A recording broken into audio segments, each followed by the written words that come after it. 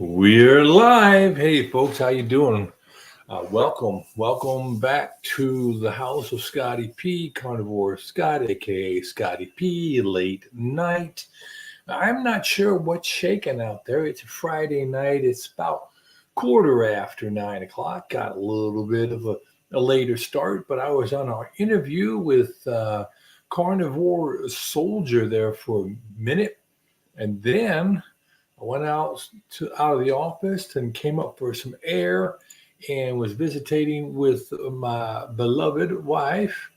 And I see we have who else on there? We have Carnivore Quest is on this evening. Has Sean, the intentional carnivore, and Carnivore Kip. So a lot going on there.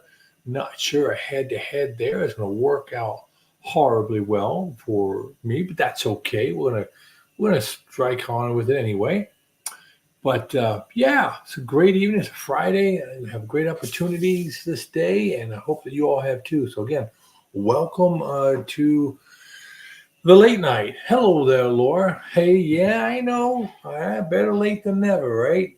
But I was engaged in an interview with Carnivore Soldier, and Larry and I were talking about all sorts of things. So, how are you? And how's it going by you? And what have you been up to in the last, I don't know, 24 hours? Hello, Limitless Lindy. How are you? Good to see you.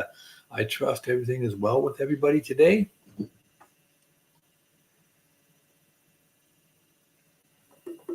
Hydration. Gotta hydrate.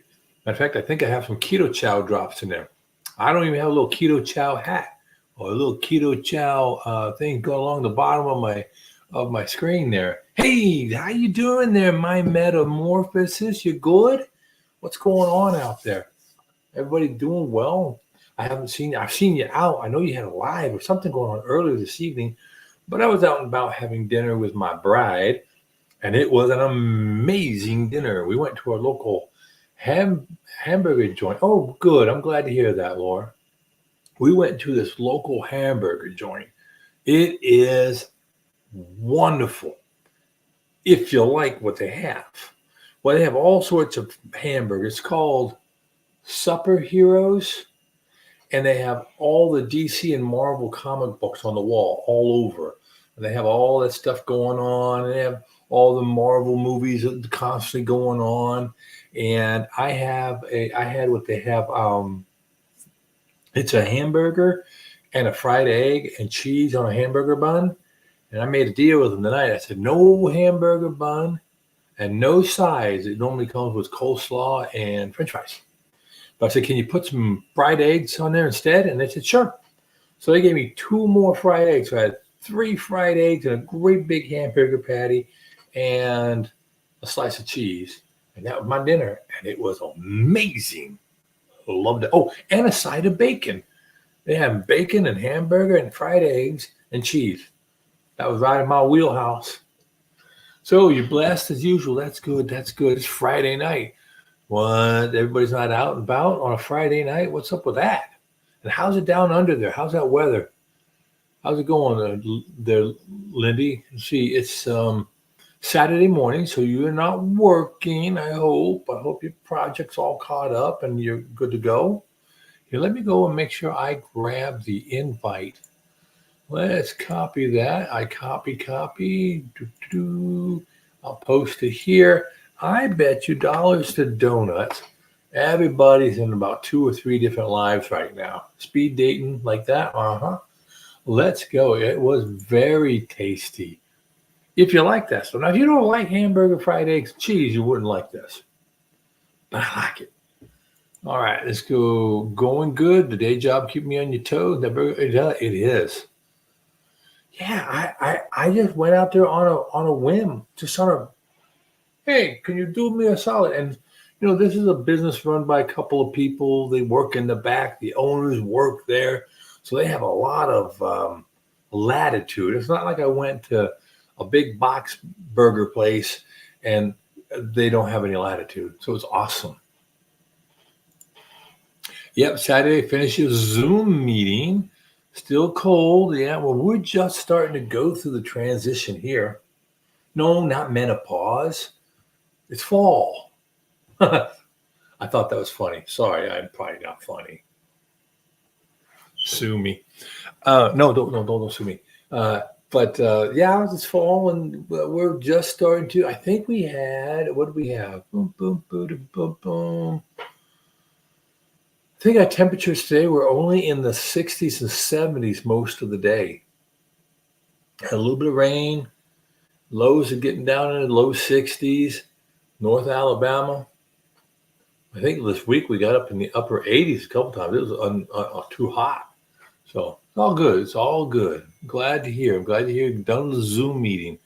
I know it's hard. You thought it was funny? Hey, I thought it was funny too. You know what I mean?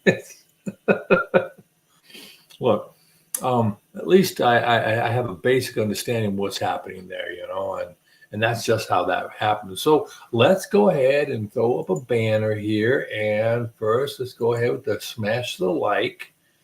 And let's talk about your most recent non-scale victories. Anybody have a non-scale victory that they want to share to the general audience here? I mean, I know we're all in different parts of our journey, but hopefully we are able to find one or two things that we can sit and say, I noticed today, and then follow that out. That would be almost like one of those stories, how much should I get away from saying that? One of our stories is, this is what I noticed today. Like, today I realized I could pick up the clothes in the bottom of my closet and put them in my hamper, and it wasn't an effort, and I didn't have to put my hand on a shelf to get back up. Now, I know it's probably coming as a shock. I put my dirty clothes in a hamper. Do I lose my man card for that? Do I lose points for that? I don't know. So many things. This day and age is so crazy. Like, I noticed in the news, we went to go visit somebody to talk about financial things today. And in doing that, they brought up their computer, and their computer had a story. And on the storyline, so I'm just looking at somebody else's computer and recognizing what I'm seeing there, all right? And what I see there is a title saying something to the effect that something that is currently in vogue wasn't so cool because non-binary people crashed a binary event. And when I came home, I went and I looked it up, and it seems there was a job fair for women. But a lot of men showed up and claimed to be non-binary and pushed all the women out. I guess there's no man cards anymore. I don't know. Let's catch up on this. Okay. My scale broke. Hey, Laura, take that scale and put it away. Scale is just an indication of mass. And if we can't differentiate the mass, what fat-free, bone, water, if you're not getting a real good accurate measurement of that, and it can change so much on a day-to-day basis, I think the scale is just way too deceptive. Oh, hey, there you are, buddy. How are you? The jeans I bought a month ago are already too big. Yeah, it is a high-quality problem. See, I happen to have kept some of my clothes from back in the day. And I'm retired, and it's not that big a deal. So I have a few pair of pants, but I do have some of my work clothes. No, I mean, work in the yard clothes that I'm cinching down. They're looking pretty bad. So I get it. I don't want to buy any clothes until the new year. Lindy, my husband's clothes live on. Yeah, I resemble that remark. It's getting a little uncomfortable in here, a little hot. Good to see you, Greg. Good to see you. I think we have an appointment on Monday or Tuesday morning. Correct me if I'm wrong. I just did an interview with Larry over at Carnivore Soldier. It was a good one. Had a good time. I think you should get a lot of hugs. Well, I agree. But, let's see. This is 2023, right? 2023? Yeah. 32 years with this guy. It's a challenge. It's a challenge. All right. I don't know about all that. Monday night. I've got my times off because when I looked at the one for Larry, I thought it was in the morning. And I said, no, can't do the morning one. Let me look at my calendar. Ooh, I had a bounce call. Where is the call from? That's okay. I can lose that call. I'm gonna make sure I don't want to be wrong. On Monday. Yep, I got it at 7 p.m. Okay. And Monday is when we're celebrating Columbus Day, by the way. Just I don't know. For us here down under, not down under, but the lower 48. Well, Hawaii and Alaska too, for that matter. We're all doing that. But anyhow, non-scale victories. Well, I don't know if having to buy a new wardrobe is a victory, but it's a victory of sorts. I get it. It's a bittersweet one. Yeah. So another topic for tonight. Most of you all know I follow a gentleman. I think most of you all follow him too, and have seen it, but Robert Bubba Baker. Robert, yep. And Robert was discussing today. He had an EKG done. The EKG didn't come back with great news. The technician kind of let the cat out of the bag. Probably shouldn't have, but they did anyway. Turns out the technician was correct, and that's tough. So Bubba's going to be dealing with that. I believe he went and got a second opinion also, so that was really good. And I'm looking forward to see what that second opinion was. But he brought up a really good topic.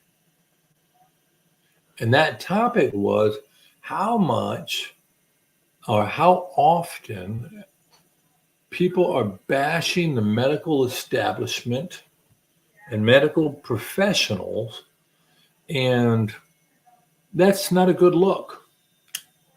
I mean, it takes a lot to be a doctor. And I'm not going to go ahead and sit here and say all doctors are always right about everything they do, because they aren't. And we know that. They're people. But anybody to get accepted into medical school, complete their residency, take all the tests they take, get their boards and their exams and the certifications, they are not academic lightweights. It's tough business being a doctor. Running them down just isn't a good look. So what are your thoughts? I mean, I know when we listen to Dr. Barry and Dr. Chafee and people like that, there's a certain persona that we somehow think we or I can put on. Can we? Can we really? Are we taking poetic license and doing a disservice? I mean, no one wants to hear. And ladies, let me. Well, I know you're right about that, Laura. Intelligence doesn't mean ethical. I totally agree with you. But I guess my question lies: do we realize what the limitations are on them from a professional? Now, for instance, the standard of care. The standard of care dictates things to the medical establishment because of malpractice. Now, obviously, you have malpractice because someone practiced improperly. I got it. I'm not trying to say that they're perfect or they're all right or whatever. But by the same token, I'm not saying they're all right. Doesn't mean they are also all wrong. But, Dr. Barry, and I'm sure other doctors have been, you've seen Jordan Peterson and Dr. Paul Saladino and other doctors have been put under the microscope and really given a hard time for suggesting things outside the lane. I know we're passionate, but if Dr. Barry wants to say another medical professional is lacking, he has the credentials to do so. And also, hey, look, I've gotten medical advice. I've prescribed things personally. At one point in time, I was taking some anxiety, depression meds that were counter to some other medication I was taking for asthma. And the impact could have been quite significant. I could have lost my kidneys. But I take responsibility. I'm the one to look to say I found out they're contraindicated. I look at my medications. I know what I'm taking, so I know how to use the Google and the PDR, the physician's desk reference, and I looked it up. So yeah, that doctor kind of blew it. But he got everything else right. And he found a cancer or a squamous cell thing in my shoulder, and he took care of all that. And lots of other things worked. But we do tend to be very unforgiving on certain things. So I just thought the discussion would be good to have, to sit there and say, it's hard to be a doctor and to pay all the things they have to do and all the insurance issues and all the interactions, right? So maybe we shouldn't cast too many dispersions on people in shoes we haven't walked in. I don't know. Fair enough. Let's take a look. Well, first, let's go up here, Laura. You're absolutely right. Intelligent doesn't mean ethical. Absolutely. Feel bad for doctors. Most of them want to help. Yep, they end up with tons of student loan debt. I know. Student loan, red tape, high costs. I mean, if you're going to be an obstetrician, right? No, baby doctor, OBGYN. I mean, your malpractice insurance has to be atrocious. All right. So that's tough. And Laura, you're right. Don't badmouth people in general. That's right.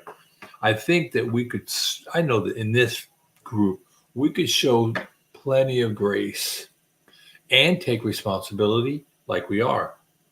Dr. Bear says doctors are dudes and chicks. In other words, they're human. That's right. That's right. They're human. There's a lot to read.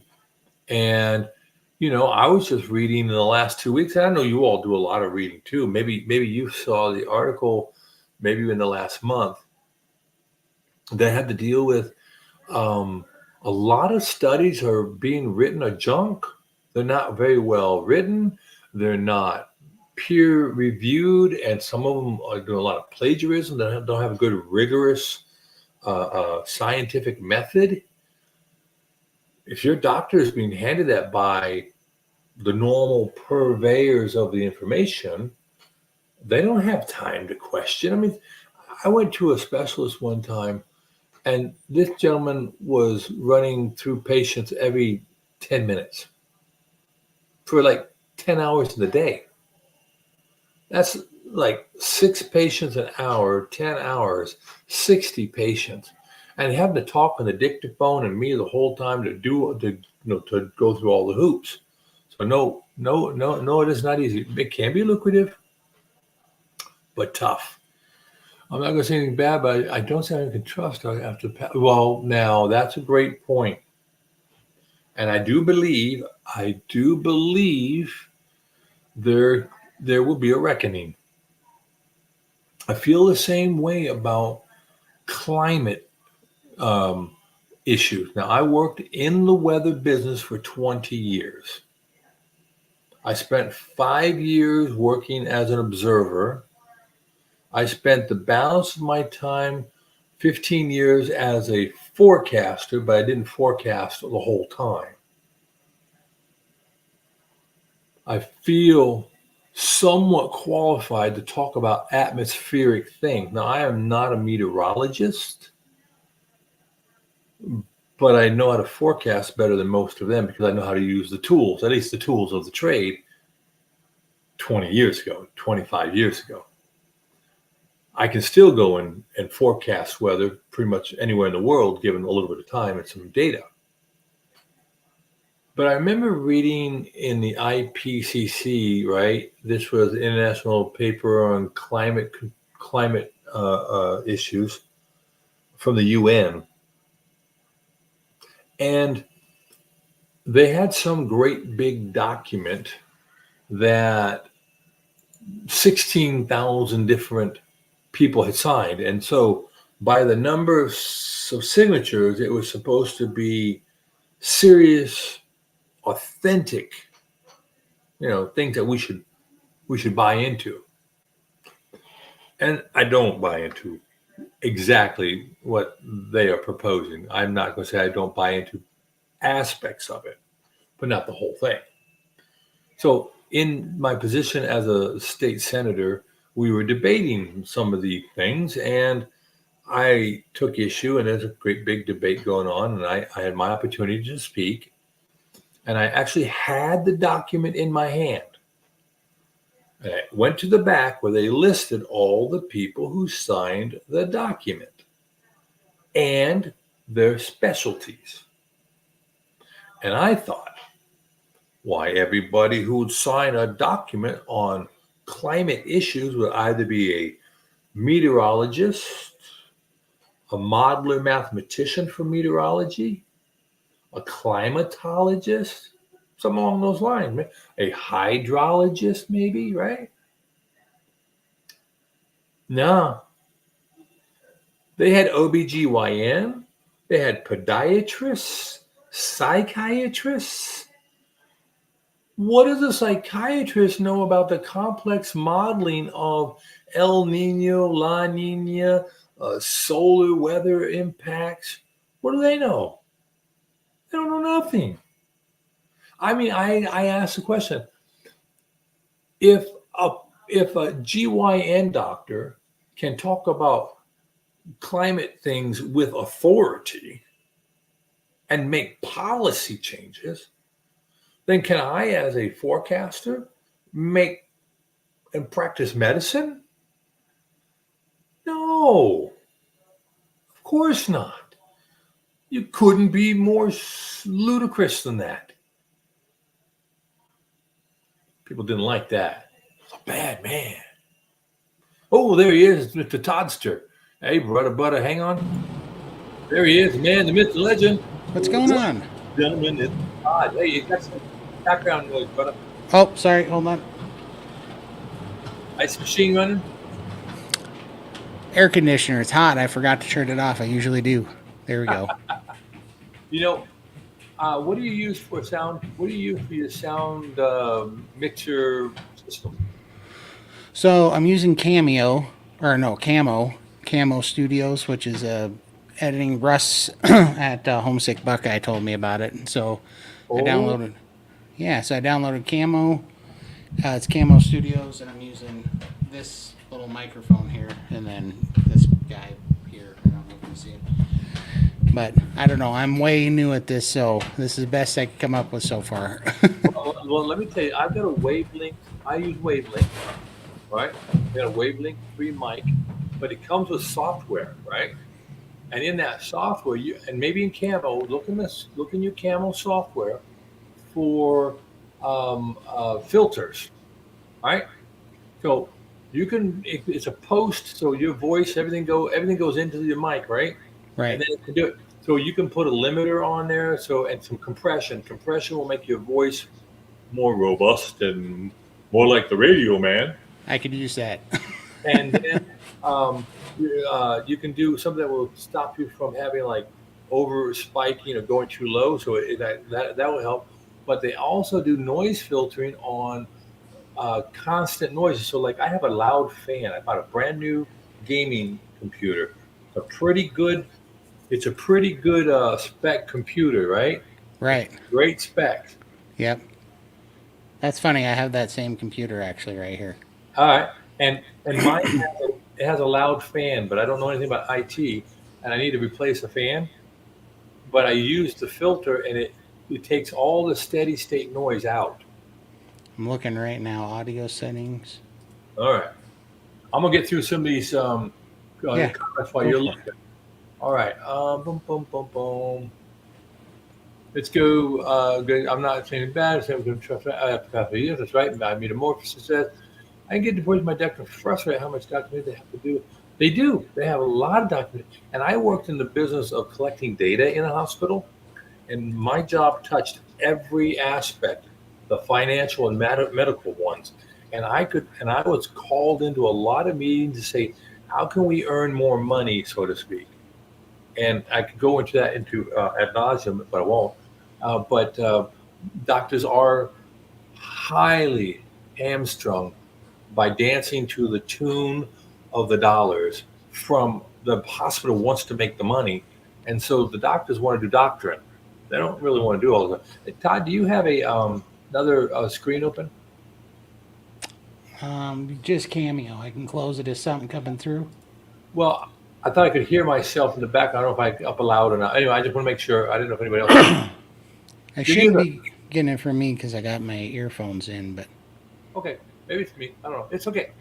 Laura says everything from the UN is fraudulent. Period. I agree with you because when I went down to Haiti with my church on mission trip, um, the UN was the worst thing, and now the UN is going to go in there under an African nation with a peacekeeping force. Nothing's going to go wrong with that. Hey, it's Keto Cheeto. How you doing? Good to see you. Good to see you. Limitless says touchy subject ought to have their place. They do. They do. And we would be well served to remember that. And I say this all the time: physician, heal thyself. We have responsibilities. All right, because um, must go buy an Akubra. Okay, I need a hat. Okay, everybody's saying, "Hey, oh, bar hopping." I know Friday night bar hopping takes on a whole new meaning, right? Uh, but yeah, I think the idea being is that I only hear one Scotty. Okay, good. Maybe it's my hearing aids. I mean, I've got two hearing aids in, so I've got plenty of issues. So what have you been up to there, Todd? not much. Just kind of busy work day, and then a few Zoom calls and stuff today. But just thought I'd see how your vacation was. I saw you're hanging out here with nobody hanging with you.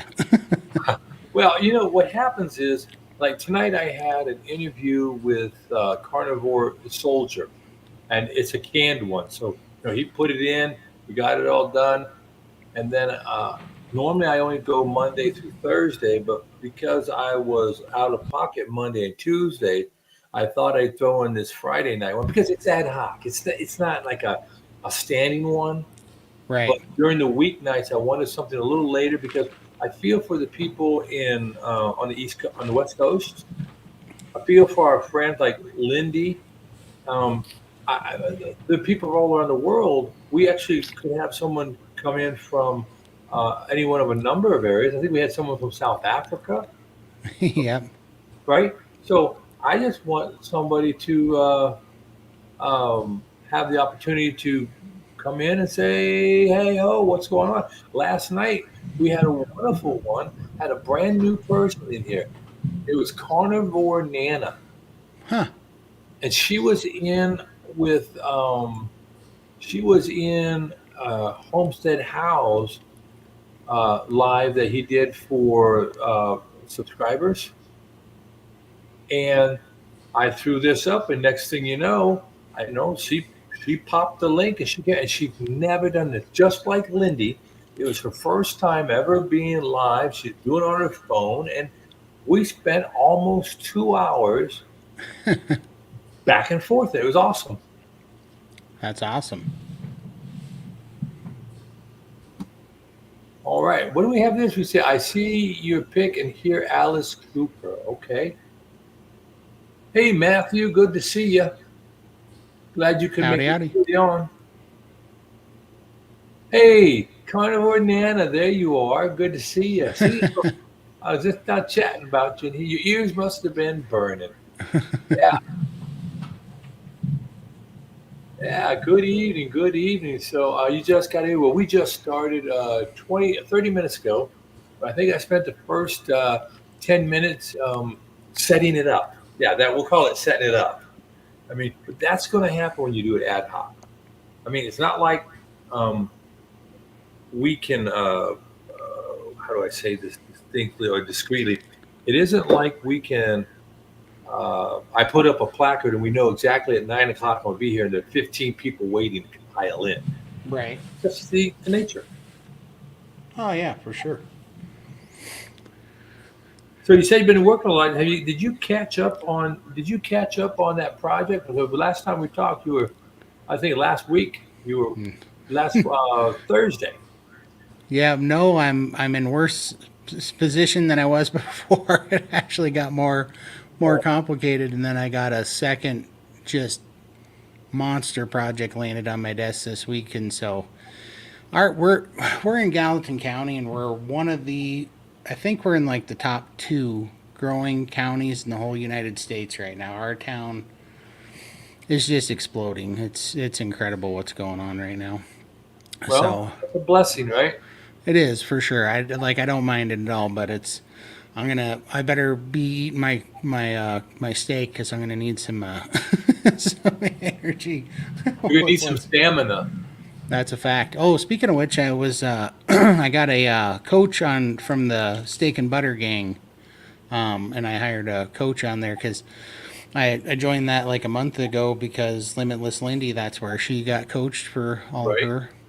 her stuff. So I went over there and great group. I mean, so much good information, awesome coaches, and yeah. So I just wanted to try and find out what I don't know, and I think I've been under eating, and so I hired Raymond. I was like, I don't know if it's for sure or not. It's just good to have. Well, one, just to have all the experience, but even having two eyes on something and two opinions, two viewpoints is just good. And so, yeah, so I'm gonna try priming starting tomorrow, which means I got to go from one meal a day. I've been doing OMAD for 11 days, and now I got to eat three, and I have no idea how I'm gonna get it done because I'm so meat so satiating. Well, I think maybe part of the challenge, maybe the part not a challenge, but from what I understood, what they said with the priming is preparation is key to priming because So, like if you go ahead and just cook up like bodybuilders do it all the time, right? oh, like prepping your meals. Yeah, like when you're gonna cook, cook a whole bag of wings, cook a bunch of burger, or cook a bunch of steak, and then portion it into your Tupperware things or glass Pyrex would probably be the best. Yeah, And put them in there, and then you can put in like 3/4. Like don't put your whole OMAD amount, but put like let's say you put 3/4 of a pound of meat in, so 12 ounces of meat, yeah. and split it between two meats, like some chicken wings, some and then maybe some eggs, and then chicken wings and some burger, and then maybe eggs and steak. So you have some variety, right? I'm gonna have to do. I don't know how I'm gonna do this exactly because I got to. I'm gonna. The other thing I'm trying to do after talking to Raymond because he confirmed what I've been hearing is I'm gonna try to somehow, some way get 36 eggs down a day. Well, okay, so the easiest way that I've ever done anything like that, like I can eat, I think I told you the other night maybe, I could eat 2 pounds of chicken in a minute and a half. Oh wow. It's called a blender, Oh yeah, there we go. right? I wonder if I could just do the eggs raw. I wonder if that like I just swallow it. So the egg white could cause problems. I'm not talking salmonella because you got to eat 100,000 eggs to get one with salmonella, okay? But many people who have no problem with egg when they get raw egg white it can make your stomach upset Hmm. because that's all purposeful. But what you can do is you can uh, the lady from egg egg and butter gal. Her name is Oh Bella. Bella. She makes this stuff. I made it and it was good. It's an ancient old Chinese breakfast where you take eggs and you mix them in water and you put it in a stainless steel mixing bowl. Oh, I think I saw that. Is that where she kind of did the Okay. double boiler and steamed Yeah, like egg pudding type thing? yeah. Well, I made it a few times. It was good. Oh, I like wow. it a little firmer, and you could eat a dozen eggs pretty quickly that way. That's good. I'm not going to lie. When I saw that, I thought that looks terrible. Okay. So, do you like flan? I think I've had it once. Yeah, I don't mind that texture for sure. If for some reason in my head I just thought without anything else being with the eggs, it would be kind of strange. But I'm definitely going to give it a try because I'm trying to tackle low testosterone. I've had that for a while now. And so, Okay. I beat it. did you? Yeah, in 2014, I went to a doctor because, and everybody else, I don't mean to be TMI, okay? If it's just the way it rolls, okay? I went to a doctor and I said, doctor, and what? Oh, you saying hi? Okay, Yeah, saying hi to Lindy. cool. So I went to the doctor because I self-diagnosed myself that I believe that I had low T. Why? It wasn't a performance issue with all that physical stuff. Hey, It was Graham. Hey, Graham. It was that I was extraordinarily emotional, like, like not normally emotional, right? And I do suffer with depression, anxiety. All right, a little PTSD type thing. Well, I looked it all up. I looked up the symptoms and said, well, it says I'm low T, but I got a great big beard. I'm a manly man. How can I have low T? Because you're an idiot. You don't know. So I went to my doc, told my doc. My doc says, hey, tell you what, matter of fact, here's Larry. We'll bring him in. So, hey, Larry. Hey So, guys, can you Howdy. hear me? hey, Yes, I'm sir. good. So I went to my doctor and I said, doctor, I think I got low T. Doctor said, well, we know how to do this. What we'll do, we'll take some blood, we'll check you. And I was telling Larry earlier, they checked me, and sure enough, my numbers came down in the 150s. Mine was 137. All right. I just had mine done last week. I'm almost at 400. Oh, And I nice. went off and what I did is I was on the cream, right? Right? Application. Well, the thing about that stuff is I like to play with my grandkids, go in the swimming pool, blah, blah, blah, blah. You can't touch anybody with this stuff on your body. It has serious consequences on children, Hmm. serious consequences on your wife. So I said, I'm done with it. Whatever. Also, exogenous uh, uh, getting exogenous types of that stuff has a negative impact in my mind on the natural provider of that hormone. I agree. That's why I stopped taking it. I took it for 6 weeks and I was like, I'm not doing this because I'm going to get stuck. I'm going to get dependent on it. So I Right. got off it.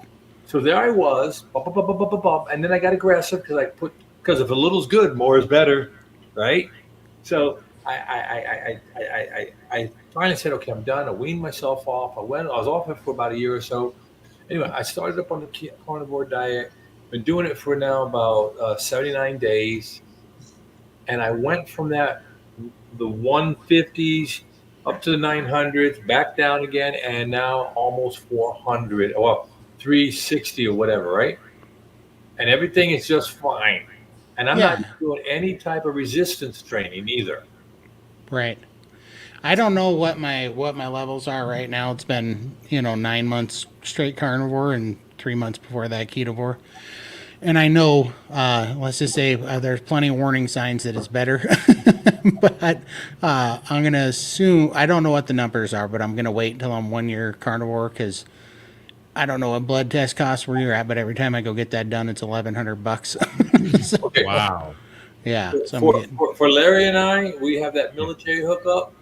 Yep. So Oh, that's why I've got all this stuff. They want to do it every year, and I can go since I am a retiree, I can use what they call TRICARE. And since I'm a veteran, I can also use the VA, and sometimes I do both. But the point is, and you're right, it's expensive. You don't want to do it, but there are things you can tell. Like if you're just like my wife said, I was more aggressive in my driving. I'm more aggressive in my responses. I'm more aggressive. Larry and I were talking about this earlier. I want to do things. Before I was just fat. I was like a neutered cat. I was happy to be fed and sit in front of the TV. I stuffed a kid in his car window at the drive-through of Arby's when I was taking the testosterone injections Yeah. because I'd been so low and I was on high dose, and I kid you not, I just got all irritated and edgy. And this kid, I pull up into the Arby's and there's like, and this, I wasn't on carnivore or anything. I was just eating crap, but I pull up into the Arby's drive-through and there was like marks on the ground where you're supposed to go up, but the parking lot was all screwed up. And if the line gets long there, you block people in where they're parked. So I always go around this little island and I come in from at the other angle. So it was me, this other guy. This stupid kid pulls up with his little girlfriend, and he pulls up and he is trying to cut everybody off, and he's honking because he assumes because he's parked on the arrows that we're not really in line. It doesn't count because we haven't established the line correctly. So anyhow, he honks and yells at this guy, and this guy pulls in front of him, and this kid's freaking out and he's throwing his hands in the air. So I just yelled out the window. I said, "Hey, just so you know, he was next, and I'm even after him, and then it's your turn." And I just told him that, and that kid flips me off, and I'm like, whatever. And he sits there and he's honking, and I'm pulling up because I'm like, I will run my van right into the side of your car if you try to cut me off in this drive-thru. So I pull up, and this kid flips me off, and his girlfriend says something. I'm like, whatever. Anyhow, I told the kid kept running his mouth. I said, "You're gonna get your ass beat in front of your girlfriend if you keep it up." And anyhow, he got out of his car and he got all pumped up, and I was so juiced up on this stuff. I was happy to see it because at this time I was like 6'15", and I've worked construction all my life. I'm pretty torquey. And this kid gets out of his car and he weighs like 140 pounds soaking wet, and he's about 19. And he comes out, and I'm like, I'm going to wait until he gets within like 5 feet of my door, and I'm going to bust out of here. And so he did. And I jumped out of my car, and it was funny. And I didn't put a hand on him, but I walked him and just chest bumped him all the way back to his car. And he was still talking to me, and I just grabbed him by the back of his shorts, and I put him through the window of his car. I put him in there, and I got back to my car, and I was like, I cannot believe I just did that. Well, some people call that liquid courage at times. Yeah. But that was basically what was going on. And I went home and I told my wife that day. I said, I think this testosterone's making me a little bit grumpy. Well, so here's the deal, Scott. Your testosterone is higher than it was when you were taking the cream, right? Oh, well, no. When I put on the exogenous stuff, I could drive it up to 1,000. All I had to do was put on extra pumps. Right. The dosage kept me like about 300. I'm above what the dosage put me at. Yeah, exactly. So my point is this, though, is that it's not just the testosterone. It's the testosterone plus the anxiety level of eating a standard American diet that makes you go over the edge, I think. I think it helps push you. Like, I drive now, and I know my testosterone is higher, but when I drive, I'm not as aggressive or anxious anymore. And I think it's a combination of the carnivore zen, and it kind of counters that testosterone, so it's not as overtly aggressive. I mean, it can be there if I need it there. If I need to act to defend somebody or something, I can do that. But I don't think I feel as triggered as easily, I guess. That makes sense when you think about it from that global, holistic thing. It would not make sense for someone who had capacity to always be acting on it, right? But that is held as a potential energy versus kinetic, right? Yeah. So, and when you are functioning up here correctly, right, then all the other subsystems, if you want to call them subroutines, are well managed. So your fight or flight is there. No, that's another thing too, Todd, for testosterone. Big killer of testosterone is anxiety. I used to have that through the roof. Through the roof.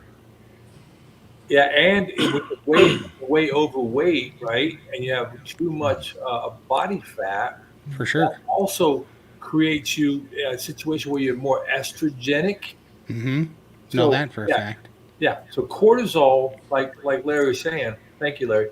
cortisol, you normally get a squirt of it starting about 3:30 in the morning, and it slowly works up and it ramps up all your subsystems. So around 5:30, 6 o'clock, you have to go void. You have to go do all these other things, and that's waking you up. But Right. when you abuse coffee or abuse alcohol or abuse any substance, that's going to negatively impact that. I think the doctors like to call it an axis. You know what I mean? Yeah, So, I get what you're saying. so So you is it the caffeine in the coffee that does it, so the coffee causes cortisol? Oh yeah, the caffeine in there is a stimulant. Stimulant, cortisol is a stimulant. It's there to wake things up, and it's part of that fight or flight Right. sub menu. I know you like engineers like to think of things in menus and stuff. So if you pick a certain set, you got a cascade from that. You can't get away from that cascade Yeah. of events. So what you want to do is get the caffeine as far away from you as you can too. All the stimulants. No Well, bueno. then that's probably what's making probably the most difference because I haven't drank anything but water in like 9 months, 9.5 months now. Yeah. So I'm wondering. I what you said about the carnivore zen, man, that's a total, absolute correct statement because Yeah. I just like all that. Man, I used to worry about everything so much and everything was just going 1,000 miles in my head. That's just all gone. It You know? helps you sleep, right? Oh, way So better. if you think about cortisol, like when women in menopause get the hot flash, that's cortisol.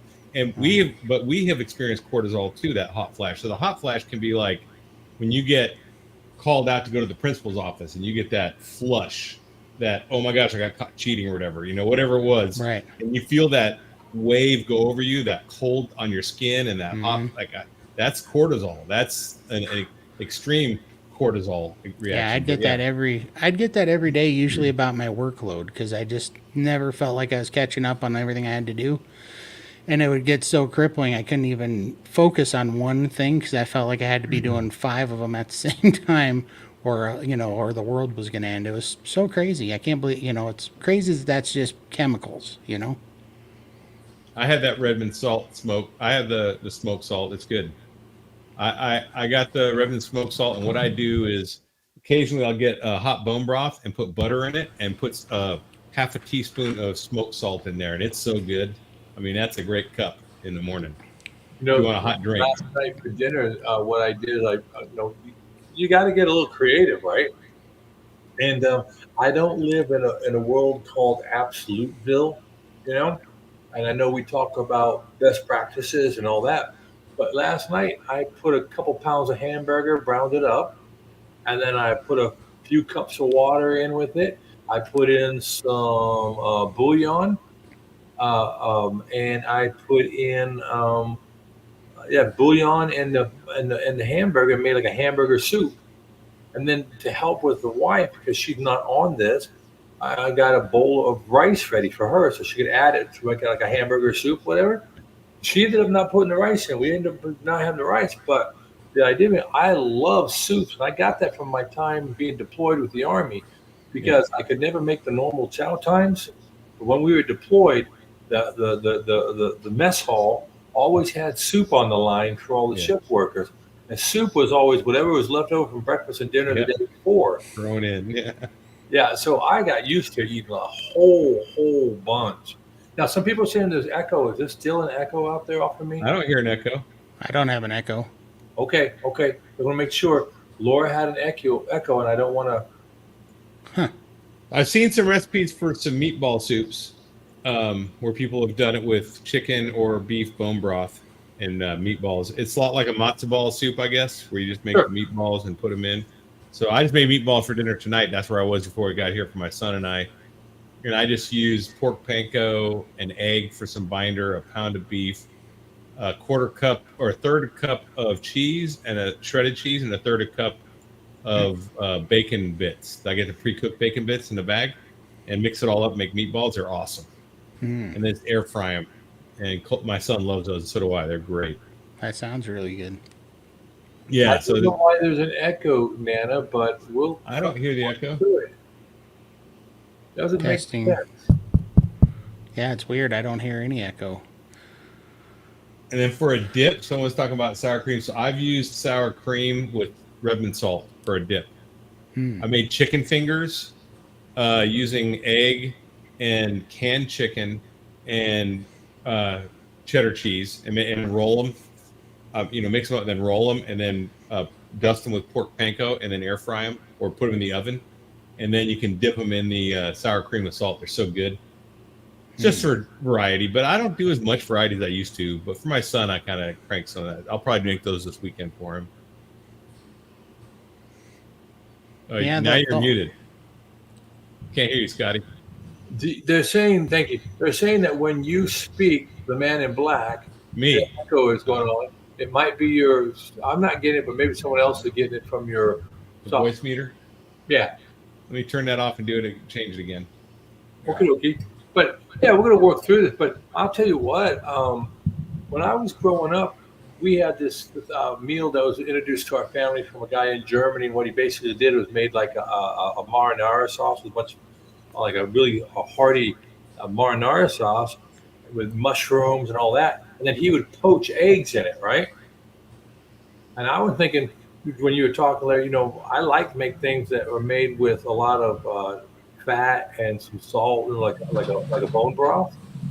And hey, you could crack and poach a bunch of eggs in that too, and that would be excellent. All right, how's my audio now? Tell me if I'm echoing on the chat. You guys hear me fine, right?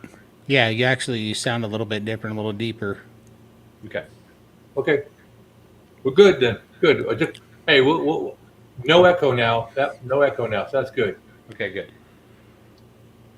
Anyway, so now what's to say it's a bit higher than the other? Maybe try reduce your volume. I have no idea. We're getting there. We'll get there.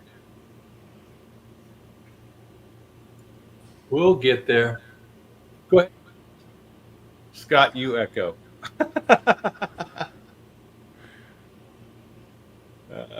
Well, we're just going to work through this and try to get this done. I don't hear you echoing, though. I don't hear anybody echoing. I will tell you this. Earlier this week, when I fired this up on Wednesday night, it didn't work for me at all. And there was a StreamYard update. And it no longer had my mic as my default mic. So I had to go back in and reinitialize.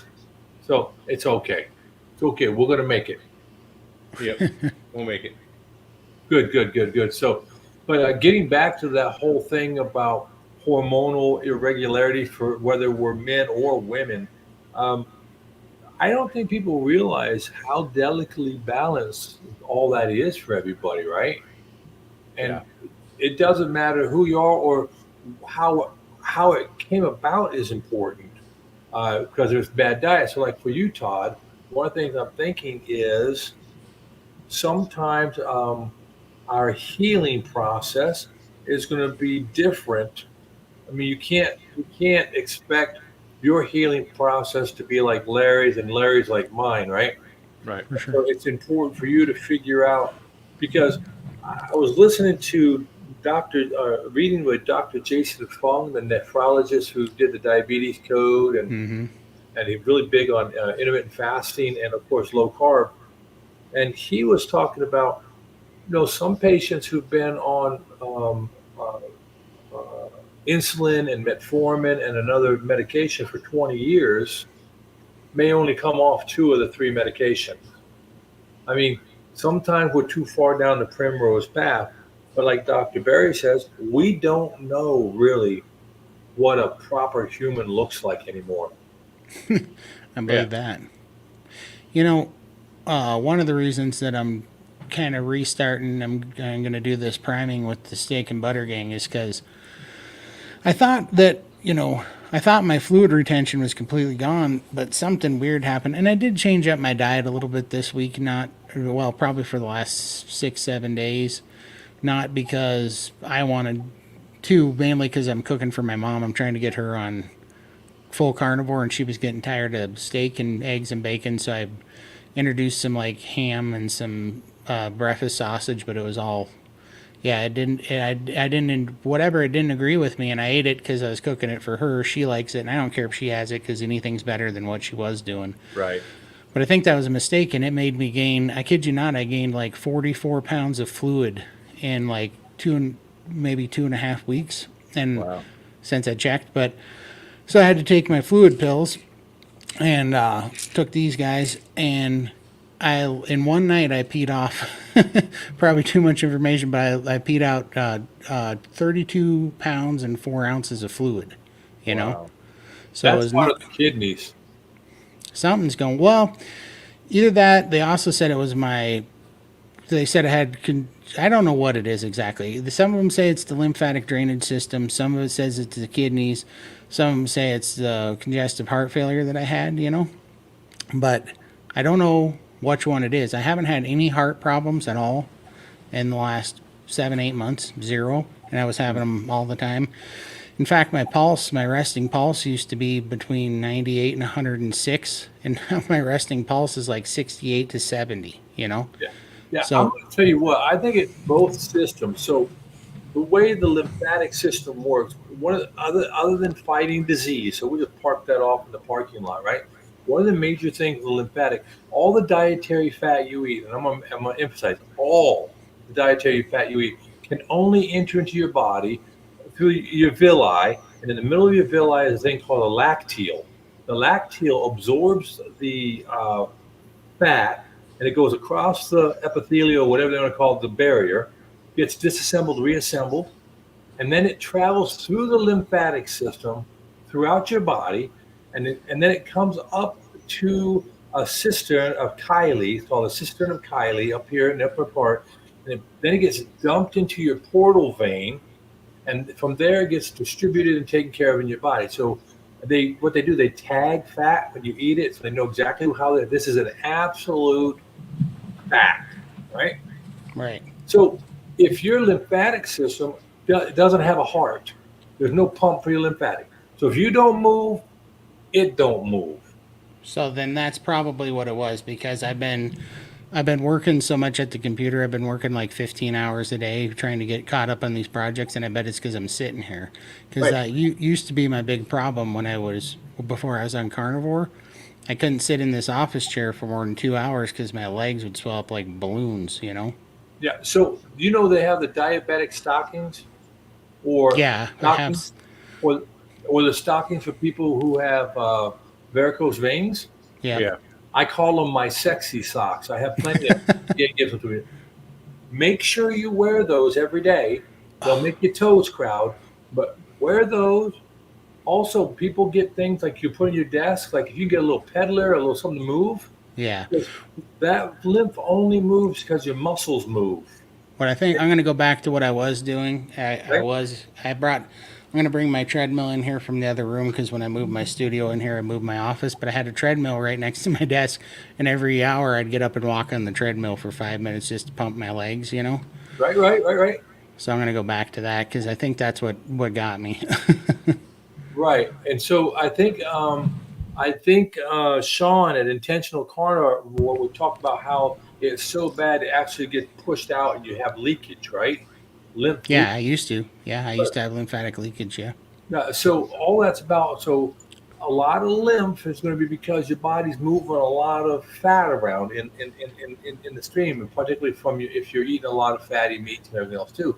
But also lymphatic system has to do with your inflammation and fighting disease, and you're probably fighting a lot of different things, right? Yeah, But totally. so get your feet elevated above the heart 3 times a day, 15 minutes a shot. Make sure you have a few milligrams or whatever they call it, of pressure on your legs through the sexy socks. Get some movement, and all that will be mitigated to a much better standard. And Right. pork, as you know, is not a ruminant meat, Right. and Right.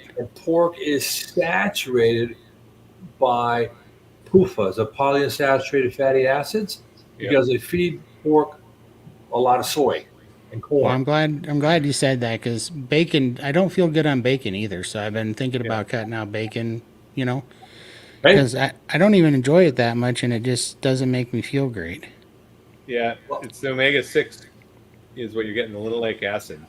So, Try to yeah, put yeah, that is what I'm dealing with, wow. yeah. and that's my other leg's almost normal now, but that one, my left leg, is still just being a bugger. I Well, don't know if you see that or not, yeah. Probably, but you know, when you think about the lymphatic system and everything, at the very end of those little capillaries, they just have an opening. You know what I mean? And the valve is supposed to make it one way, but it's not working because with a lot of gravity, a lot of weight.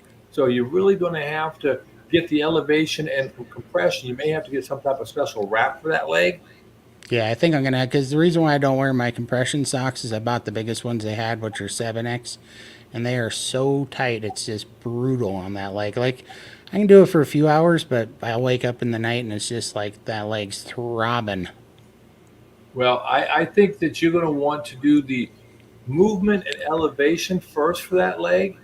And you can go buy some big, wide ace bandages like people would wrap for their knees. Mm-hmm. Don't wrap it too tight because the lymphatic vessels are very fragile. So I don't know if you've heard of lymphatic drain, Oh lymphatic yeah, massage. yeah. That's like getting tickled. I'm sorry. You know what I mean? But that's what you have to do. But for you, I think a lot of. Have you seen those things where I just get your legs up, figure a way. Right, and that's when, so I can take these fluid pills when I'm sitting here during the day and they Sure. do nothing for me. But when I lay down, I have a bed that's electric and the feet come up. Mhm. When I do that, it's like, Katie bar the door because I'm gonna be going to the bathroom every 20 minutes for 10 hours. It's crazy. Well, that's why I think it'd be better if you help me out, Lindy or Larry or anybody else. Yeah, I, Lindy has this great idea too because I saw these leg wraps that have a vibrating thing on them, and hmm they lightly shake it. I think that's gonna probably be the ticket. I was thinking about getting one of those. Yeah, that's a ticket. But I'm gonna tell you what. I think gravity is going to help you more in the short run. And if you can find time to get on your treadmill, you can find time to get down on the floor and put your heels up in your office chair with your back on the floor. Yeah. Right? 10 Yep. minutes of that every 2 hours, and then you're going to run and trot. But if you stay ahead of the problem, your body will eventually have, I think, the muscle memory to Heal stay it up. on top of it. But right now, it's just fighting gravity, bro. That's a fact.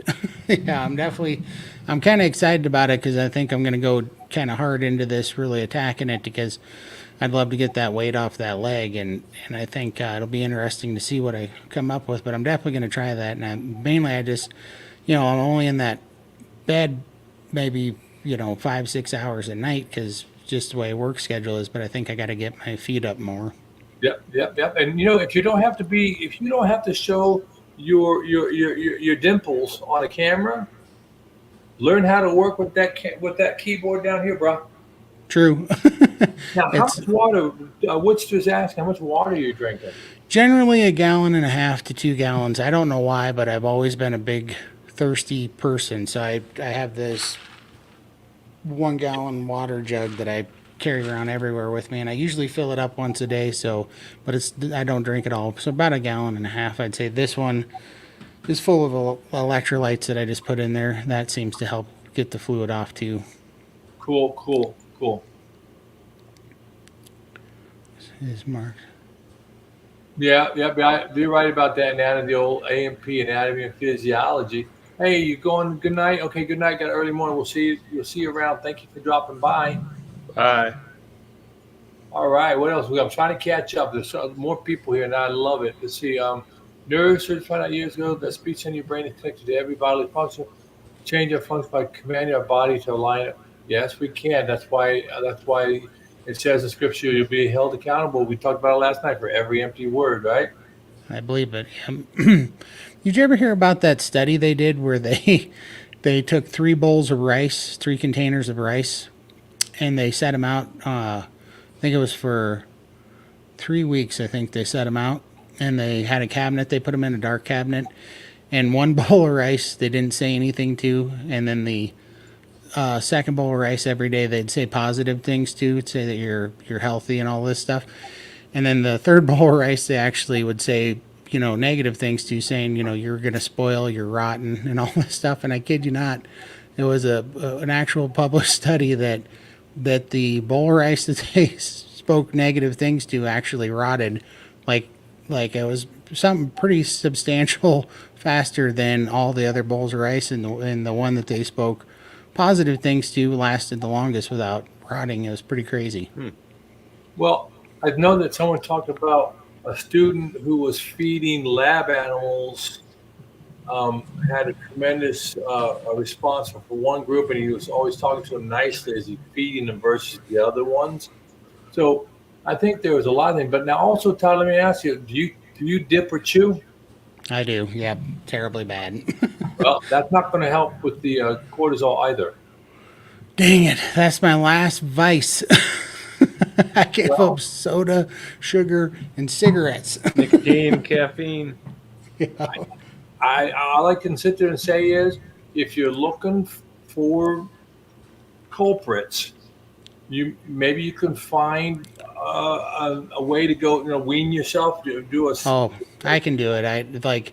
After quitting soda, nothing's harder than quitting soda, and that sounds crazy, but I could quit smoking 100 times over compared to how hard it was to quit soda. I agree with you. I quit smoking and dipping back in the 90s when I got out of active duty, because I did both quite a bit. Marlboro Reds and Skull or Kodiak is what I did. I was Marlboro Reds in Copenhagen. Yeah, I did Copenhagen too every now and then, but yeah. I've been chewing since I was 14. It's like, it's hard. It's a hard road. It's one of those things. Oh, I can, and I know it's not harder than sugar though. Sugar was just as hard, I think. No, sugar was way worse. I guarantee it. Like, I've quit chewing before just to see if I could, and I did, and I really only do it because I want to. Think of the money you're spending. I know how expensive it is now. It's crazy. I know. I spend $40 to $50 a week on chew. Wow. I mean, just think of the ribeyes you could buy with that, or whatever, Right. So I think they're in. No, if we're going to go into this and we're going whole hog, I guess we just have to look at those things, and maybe they tell you maybe we shouldn't change so many things at one time, because you can't attribute your success to one thing or another. True. Maybe you do what you're doing and you remove the dip, or using the dip or chew or both. I never did it. Yeah, just chew. I mean, they're kind of the same deal, but yeah. Okay, so if you just remove that and give your body time to respond, Larry, how long do you think it takes for your body to clear out of the byproducts from that? I mean, I don't know. I've never did it. Oh, the nicotine? Well, the nicotine and everything else in there. Yeah. I mean, 60 days should be clear, I think. 30 days you'll be away from the, you'll be away from the addictions, then you'll just have to get past. I think 60 days you'll be clear, I think. Well, I think everyone's body's different, right? So I was a NBC guy, and before that I was a nuclear guy. So I was on nuclear submarines, right? So I worked in nuclear plants, and I did it commercially for a while. And we talk about the body has its own half-life. So if you ingest a radioactive isotope, it has a half-life that will decay on a clock. Basically, it's an atomic clock. It'll just decay every couple milliseconds, but your body will actually excrete and clear that out because it's got its own half-life. It'll actually speed up. So because the biological function just clears that stuff out.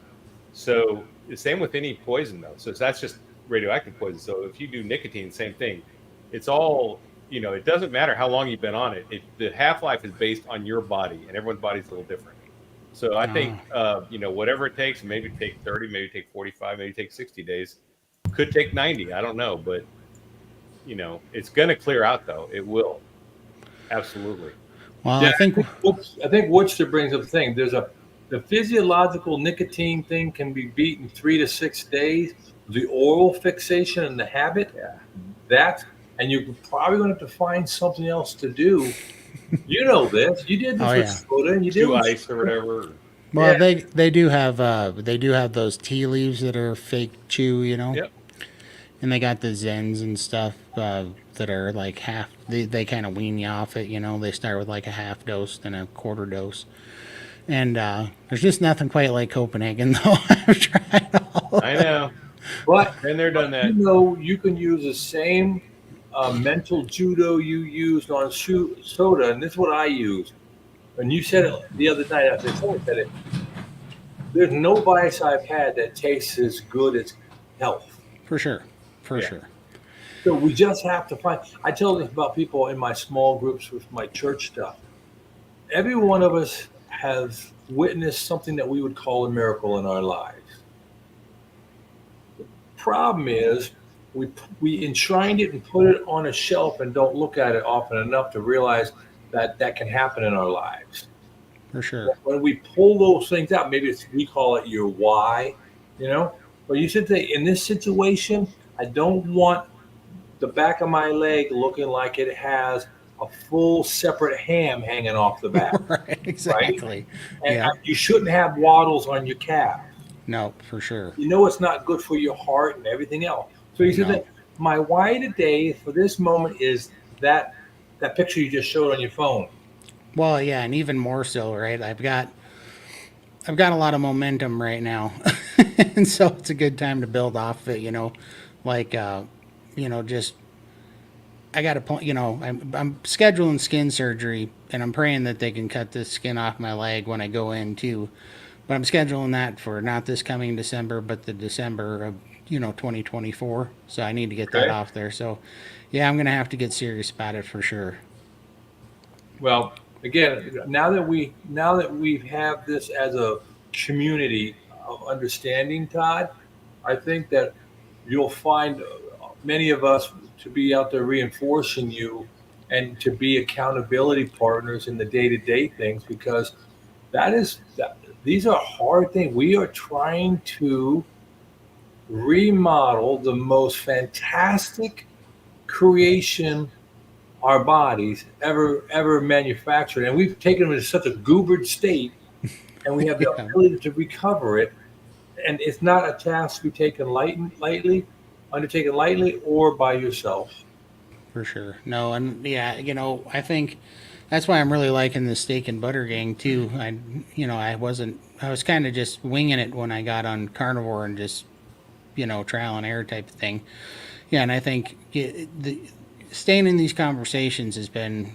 I had way undervalued them. I had no idea how much help this was. That's why I'm loving doing these videos and I like jumping into these lives because man, the information that comes out of them, you know, in 25 years, I've never got so much information out of my doctor, and I paid them $100,000 in the last 25 years. You know what I mean? Yep, I do, and it's a travesty, but that's why we're here, and I think that's why divine um, providence has brought us all to this point, and to say otherwise would be grossly negligent.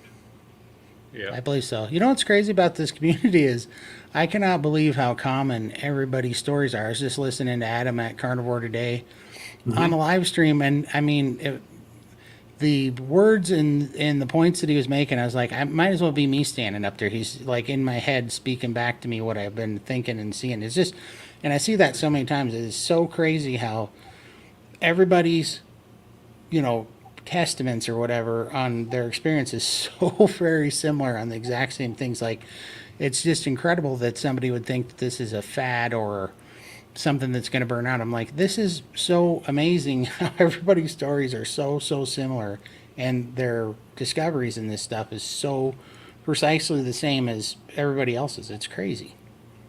Well, I think that goes to speak to um,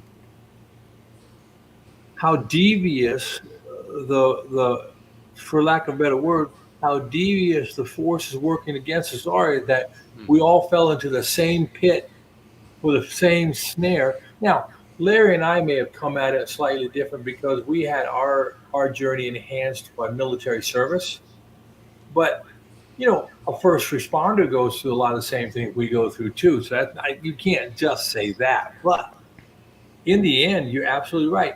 We found a way to let our senses of eating become our comfort, right? Totally.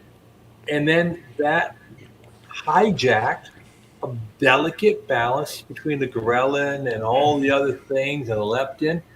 And it's just absolutely mind-boggling that we can eat ourselves to health also, and it happens quicker going back to health if we're consistent. I think it's quicker getting back to health than it was getting out of it.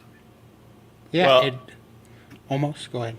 I was gonna say there's a if you have seen that sugar film, watch it.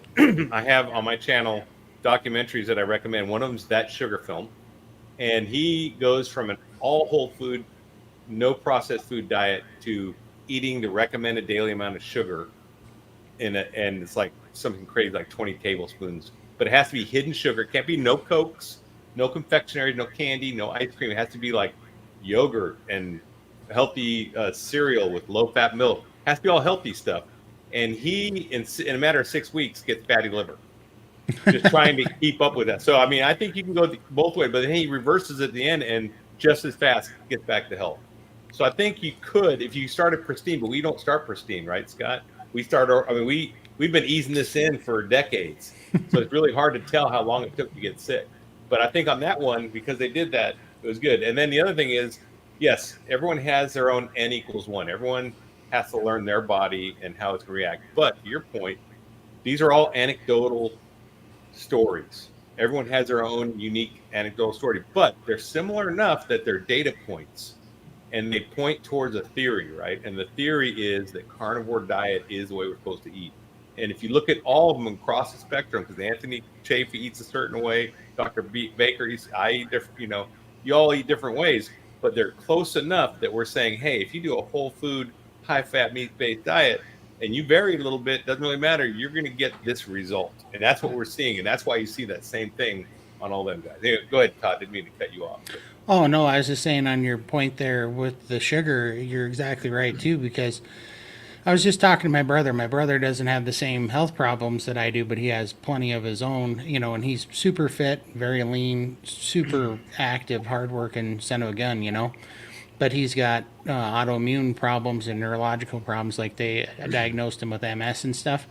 But he said something that was pretty profound to me because, you know, he was saying, because he just has all the willpower in the world, but I was talking to him and he said, I can't believe this because my brother's very successful. Like he built a $15 million business, from nothing, and he's got, 7 kids, beautiful wife, just picture perfect everything. And he said, what's crazy?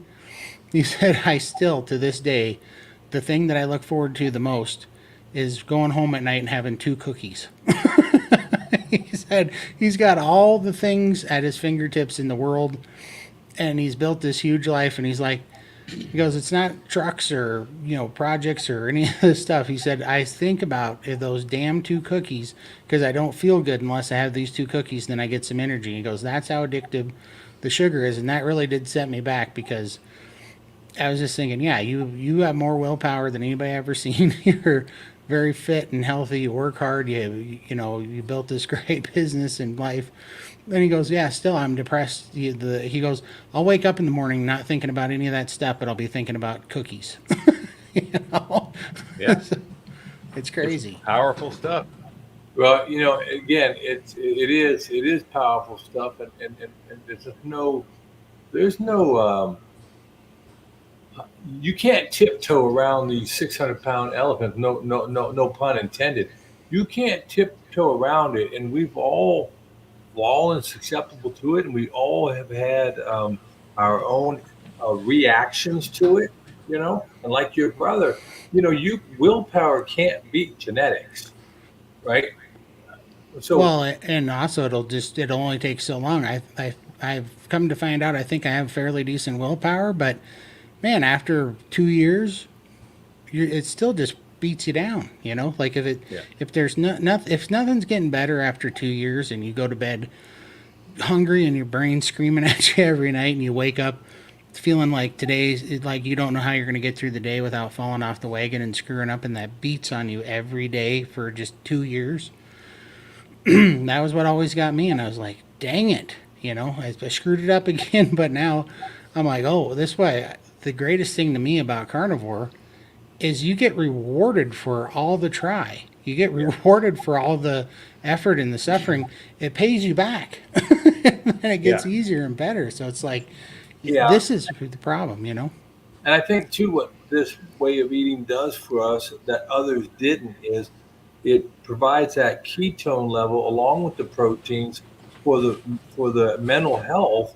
So you're getting a pretty quick biofeedback loop that, while we may not through our habitual self recognize it, our instinctual self realizes it and starts saying, okay, like Larry was saying before, I want to go do things. I mean, where did that come from? Now, Yeah, do stuff, yeah. right? How do you quantify that, right? Yeah, outcomes all of a sudden matter to us, Yeah. right? So I think there's some hidden gems in there that one day some real smart people are going to be able to put it in a lab situation, be able to define it, articulate it, measure it, get the degree of goodness of it. But right now, I do believe that we're left with what you said, that empirical N of one data, Yeah. and the more we do things like this and we support each other and we say, hey, Todd, someone might come in and say, well, Todd, gosh, Todd, why are you talking about weight loss? Because they don't know where you started, right? Or Limitless Lindy or Scott. I don't have 100 pounds. If I lose 100 pounds, great, but I'm going to be pretty thin, right? Yeah.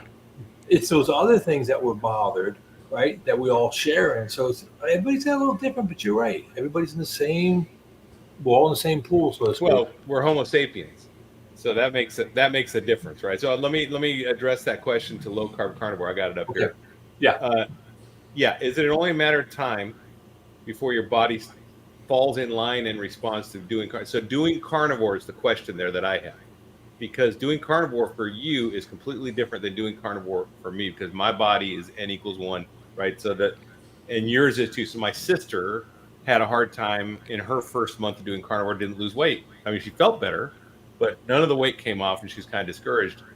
But guess what? She cuts out alcohol and cream and dairy. All of a sudden, boom!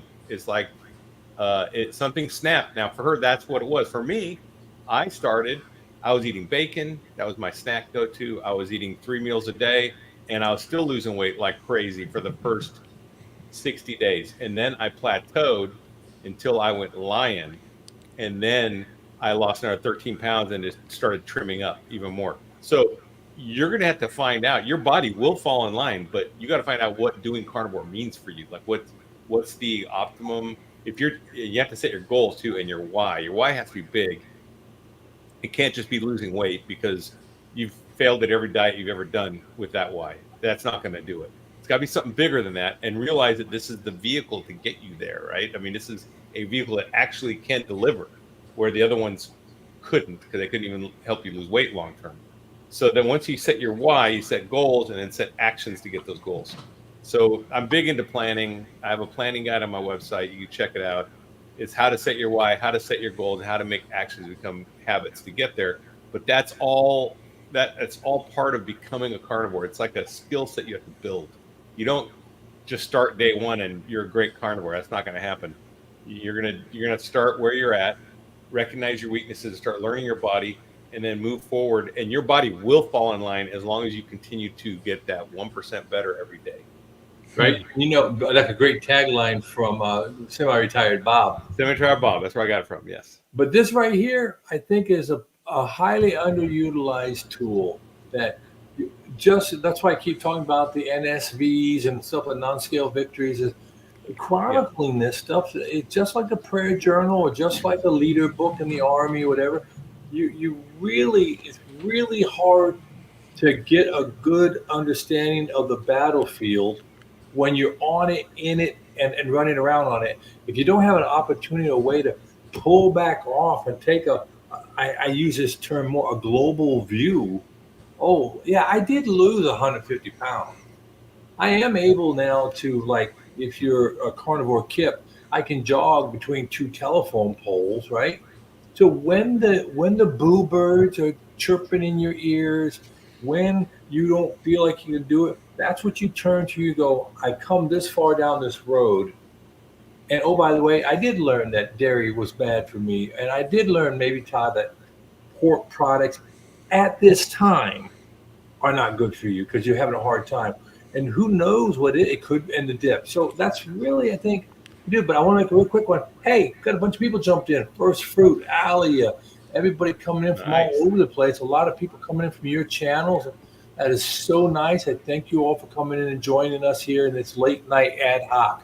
All right, back to it. Yeah, I was on Sean Baker's show this morning, Oh, and yeah. I apologize. I tried to ask him your question, but I didn't realize it. But they jumped straight into the live, like there's no behind the curtain real quick to get Oh. introduced. It just went straight into it. And I'm like, dang it, because I had your question and my brother's question, and I did ask him my brother's question, and then I could tell that it annoyed him because it was off topic. So then I didn't get your question asked. I had to stay on topic. But you did say something, because this was, you remind me of this when you said, somebody might look at me and go, why in the heck am I listening to this guy? Which honestly, that was one of the biggest reasons I wasn't going to start a YouTube channel for another year or so until I got all the weight off. Because I was like, I wouldn't listen to me talking about how to get healthy when I'm sitting up here at 400 pounds, just no way. But I told Sean how, I've lost 200 pounds twice in my life and 300 pounds twice in my life.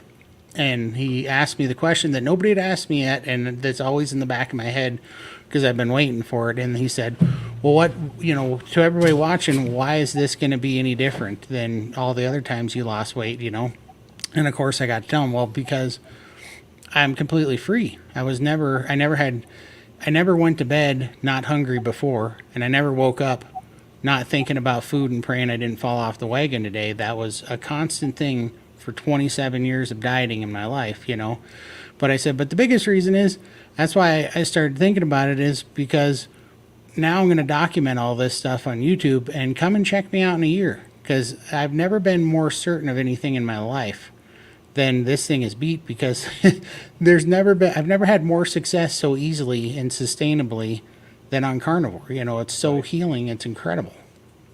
Well, I think you've reiterated what I think I've heard a few of the doctors say, but particularly Dr. Barry, and that is, you'll never beat hunger. You Right. can you can do everything you want. Hunger always wins.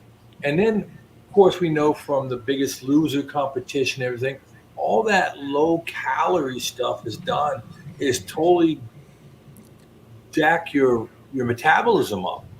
And that's what happened to me in the military, because I was always on the weight program when I was in the military for 20 years. I got out of basic training. I'd lost some weight there, of course. I got to my first duty assignment week one. I was put on the program, and the doctor's measured said, nope, he's not. The doctor said, I remember the phone call to the colonel as I was sitting there. E306. The doctor calls the colonel. Yes, sir, Colonel, you were right. This airman is overweight, but he's under fat. And it made the colonel really mad because I got a waiver. So I had a weight waiver for my entire military career almost, right? And the thing is so I fought it all the time. And all I would do is exercise like crazy, eat improper, low calories, and chew X-Lax, and then sit in the sauna, right? That did me no good. Right? Yeah. I agree with you. Catching up on some of these comments here. First Fruit lives in a tiny village, looking forward to influencing people. There you go. That's how we do it.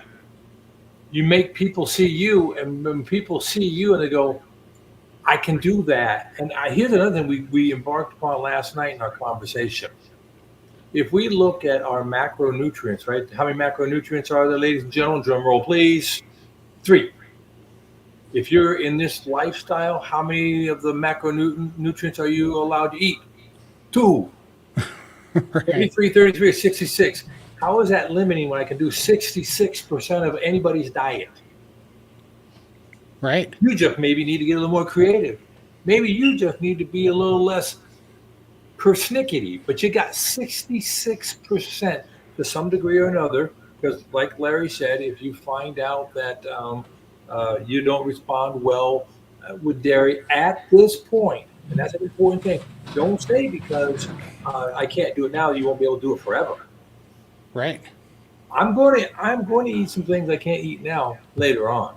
Well, I gotta point something out though, because that was my take going into this. First, my take was gonna be I'm gonna do 60 days, and then I was like, well, I can do another 30 days, and I was like, okay, I can do another, and now I'm over 180. But the whole time I plan to reintroduce things, right? Guess what? I have no interest in doing that anymore. I don't know why, but I've changed. My taste buds have changed, not just habit. I just don't even want to, and it's so weird because I can now. I'm free to. I've hitting weights and everything. I'm like, now I might do like a chili every now and then, but it would be very rare probably if I do, and it would be a treat. And here's one thing my son said. He's 14 and he's been carnivore, and he had a burger a couple weeks back at In-N-Out, not In-N-Out, at what's the Whataburger, which is Texas. That's everyone goes to Whataburger. So we went to Whataburger. He got the burger. He got the burger, and he said, "Dad, it wrecked his gut." First off, he had problems right after that, like immediately. Secondly, he's like, "Dad, it wasn't even good. I totally thought it would be way better than it was." I'm like, "Yeah, that's when I've done not cheats, but I've done gone off the reservation a little bit. It's always better in my head than it actually tastes, in my opinion, so far. So far." Now, I am free to do it. And I'm not to say I'm never going to do that stuff again. Like I probably will make a chili again someday, just all meat chili with maybe a little tomato paste or something. But I just don't have a desire. I mean, it's so easy just to eat a steak and salt and butter, and that's all I really need. So I don't know. Yeah, I wouldn't rule it out, but you may find yourself just not interested in it.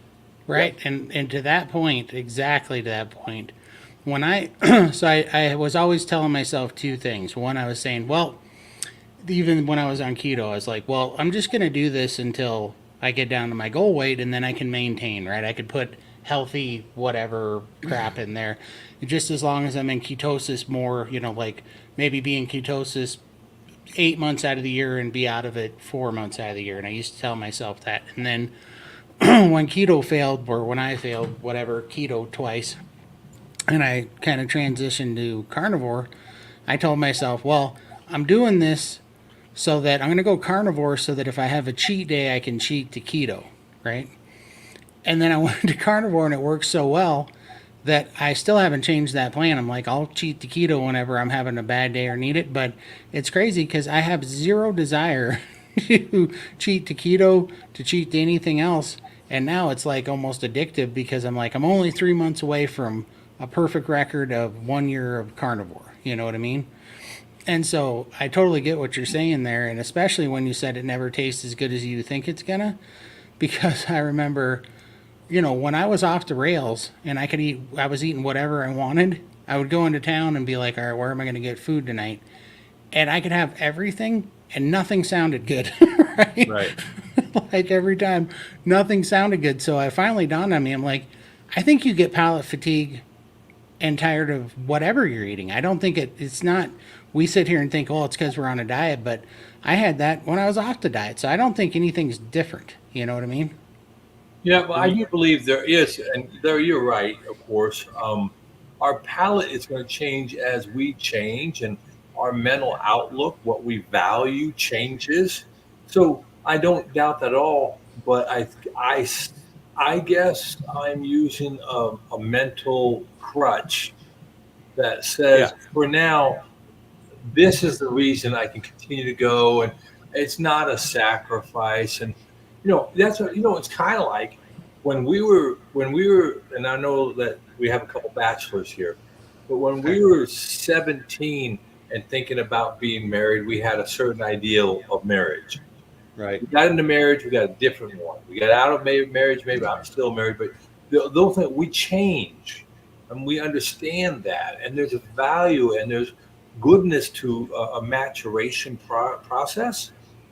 But one thing I resented as a child was when my father. I was the youngest of three boys, and I have a little sister, a younger sister, not little. I have a younger sister. And my dad said that when I made mistakes that my brothers had made, he said, "Didn't you learn from what your brothers did? I expect you not to make the same mistakes they did." That makes sense if it was, you know, some behavior things. It makes sense if you see that. Well, my older brother got the Jesus smacked at him for back talking. Well, I'm not going to back talk. I get that. But there are other things like interpersonal relationship things that are a process of discovery. You can't, in my opinion, I'm not a psychiatrist, psychologist. I didn't sleep in a chain motel or anything like that. But there are some emotional learning things and that you cannot short circuit. You can't cut the line on knowing how to love a person or Right. or how to disagree with them in a mature way. You first start all wrong, then you get bruised and beat up and bloodied, and you learn better ways to express your frustrations without burning down the house, right? Yeah. You just can't short circuit that. So I think there are aspects in our personalities that we can't short circuit. We have to go through the fire. We have to have mentors. We have to have Yep. signposts. And in this greatest undertaking of our lives, the returning to something we probably never had, i.e., ideal health, that period, that discovery is fraught with pitfalls and mistakes. And what's that old saying? It's not that you fell 8 times, but that you got up nine. Right. Totally. Yeah, and just kind of to your point too, like you're saying, it's kind of a crutch. I totally agree. I think Yeah. that's why I still say I can cheat to keto if I want to, but in my head I know I'm not gonna now. But I do wonder what utility that had when I started out to kind of giving me some freedom to not stress over it or something. I don't know. It was Right. kind of a strange crutch, but it actually I do think it helped. No, me too. And I think that that's like I said, I had planned to the whole time. I just find now I don't really have interest in doing it. So I'm not saying you should never plan. You probably should. That's it did help me too, thinking, well, in 90 days, once I start losing all this weight, I'm going to do this. And then I just got there. I'm like, man, I'm feeling great. I just Right? don't have any interest in that. I'm like, I'm just going to keep going and see how this goes. And now it's like I've gone so far that it's. Oh, by the way, let me know if I'm echoing again because I've turned one other setting off and hopefully that fixes it. I have you good. Okay. Yeah, and But yeah, I Alex is think spot on. having the that ace in the back pocket is probably good just in case. And then you can go to it. I mean, I always thought that too, that I could eat cheap keto, although it would never be processed keto. That was my thing because I'll do whole food keto, but I'll never do a Quest bar again my whole freaking life. I'll tell you that, which was a keto bar, right? Or any of those things that are in a package that are quote unquote keto. I just won't do them. Well, I'll let you guys answer Maribel's question. She said, how do you suggest one begin after doing a low carb keto, which I think is the perfect on ramp? But what do you think, Todd? I mean, what do you think would be a good way to go more into the carnivore spectrum? For me, because I was in, I failed keto twice, but that was because I was eating the processed keto crap the first two Right. times. Me too. Yeah, and so I believed in it. I knew that it's weird because unlike any other diet, I knew it was me. I was doing something wrong because I'd had too many successful meals and things that made me feel good and was making my situation better. But I knew I was screwing something up. So when I tried it the last time, I was like, okay, I was down to your point there. I was going to just eat whole food keto, and basically I was just going to eat carnivore plus carnivorous vegetables for the most part. And so I did that, but I was eating a lot of dairy, and I turned it into truly what carnivore is, which is an elimination diet, and I just started eliminating things 3 days at a time.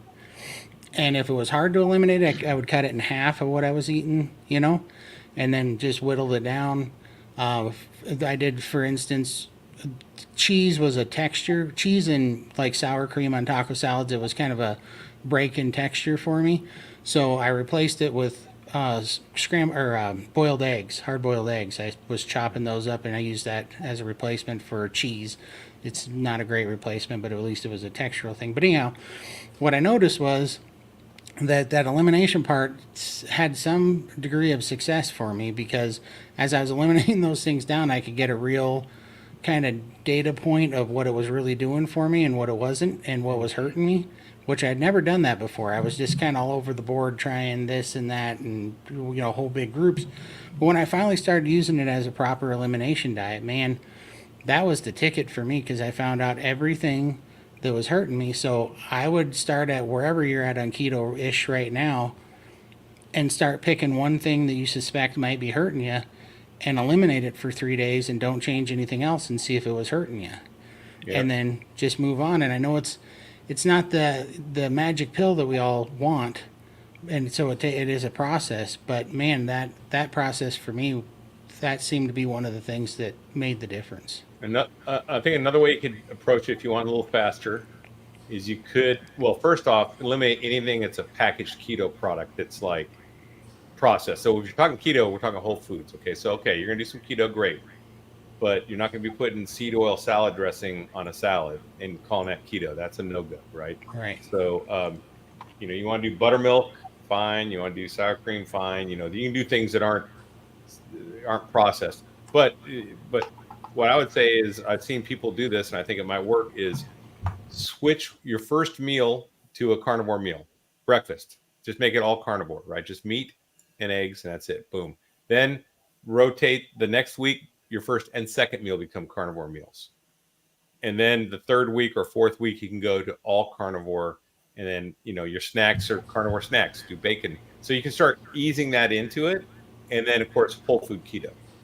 So that might be a way to go. That was exactly what I was thinking. I was thinking, do like Todd said, remove one thing keto-ish and replace it with one thing carnivore-ish, and then maintain that. But I suspect, and again, we all know we're different, but we also have commented about how similar we are. I believe a lot of people go into keto with great intentions and great discipline, and then the marketing grabs you. And I want to say it was Limitless Lindy who came up with limitless wisdom that says keto doesn't mean you can have double the helping, right? So a lot of this stuff is just, we are, Larry and I were talking about earlier, this instant gratification, instantaneous society means that we're making more decisions about things than other people did 300 years ago by far. And I hate to say it, but Buttercup, you got to buckle up. There are things you got to do all day. And as one pastor of mine said, when you say yes to this, you're saying no to that. So we need to trim down our thoughts. We need to not expect instant answers. And we don't need to instantly trust everything we read or see. I mean, you really do have to become the driver of what you're doing. So that doesn't mean you look at labels as was suggested. It means you sit down, you think for at least a brief second or two, do I need this or do I want this? What am I feeling? That's another important part of the whole journaling. I'm an emotional eater. When I get stressed, particularly 90 days or so ago, Katie barred the door. I'm standing in the refrigerator. Just my wife go, "Are you stressed?" No. Right? Like the Cookie Monster. And so I do believe that we need to see and identify where our emotional triggers are, if that tends to be one of our issues, and find something to supplant, because nature abhors a vacuum. Just because you quit a behavior doesn't mean you're not going to be fertile grounds for another one to jump up and bite you. So it might be conducive, if you can, to sit and say, I'm going to drink a big glass of water, hot or cold, whatever you like, and I'm going to go walk around the house. I'm going to go to the backyard, back fence, and back one time. And when you come back, because we all know hunger comes in waves, am I still really hungry? Do I really need to eat? How far away is my next planned meal? Nah, I think I'm good. But just to put in a program pause in your journey, and I think that'll help you, Maribel. I actually have a video where I talk about that, uh, where I talk about exactly what you said, things you can do when you are confronted with a hunger signal, because our hunger signals are broken when you're on the standard American diet. And so when you initially start, you think you're hungry all the time, but a lot of times it's just emotional. It's bored. You're bored. You just want to eat. You're stressed. You want to eat.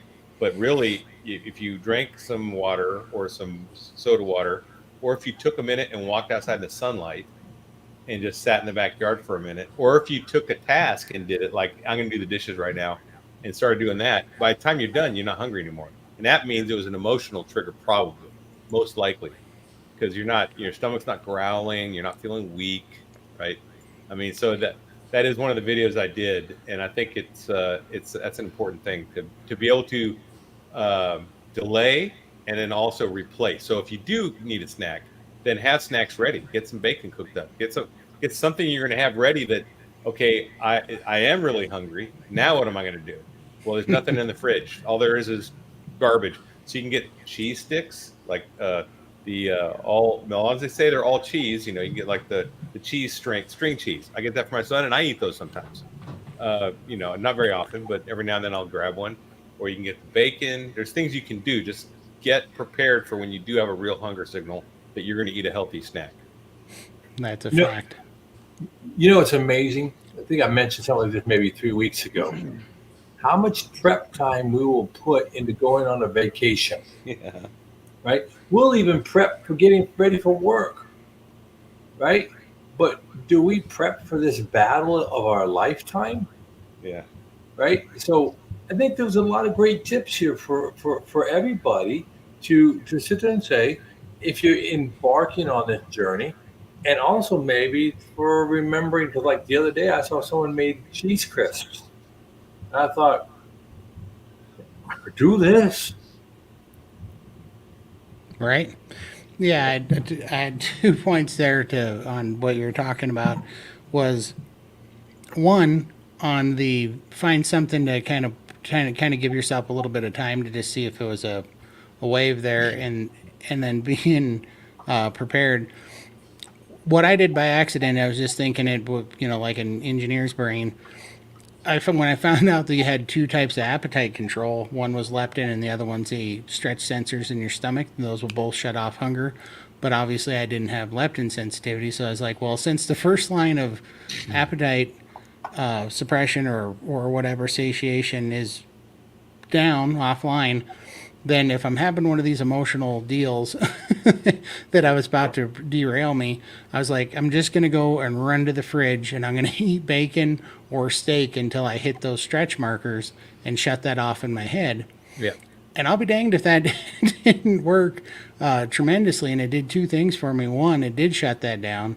And 2, it made me start craving the thing that I would run to when I was in that weird emotional whatever it was. And so then all of a sudden there's some sort of relationship there when I would feed it the bacon or the steak when I was having this freak out moment. It only took like maybe 3 weeks, and I'd have that freak out moment and I was like, I gotta go get a ribeye, and I was like, wait a minute, what? That's classic training, positive reinforcement. You can do this. They do it all the time for people who have. When I did some PTSD things, some training I had to go through was, you have a memory, and every time you pull the memory out of your memory bank, you pull it out in the time frame you're in now, and then when you put it back in your memory bank, it's not the same as the original. Right. A number of years now. So what I had to do is learn to associate positive things with here and now, and not the negative things of there and then, right? So Right. It happens all the time. We do it a lot. It's very, very powerful way to reprogram some perceptions we hold. So Well, and my also- go my Oh, go go-to ahead. snack right now is just butter. I'll go get a slice of butter, and that'll satiate me and gives me a healthy fat. And I get the omega-3, grass fed, grass finished butter from Costco because it's not expensive and it's tastes good. So I mean, you don't have to like stock your fridge just with snacks. You could just go get some butter, it'll work better than cheese.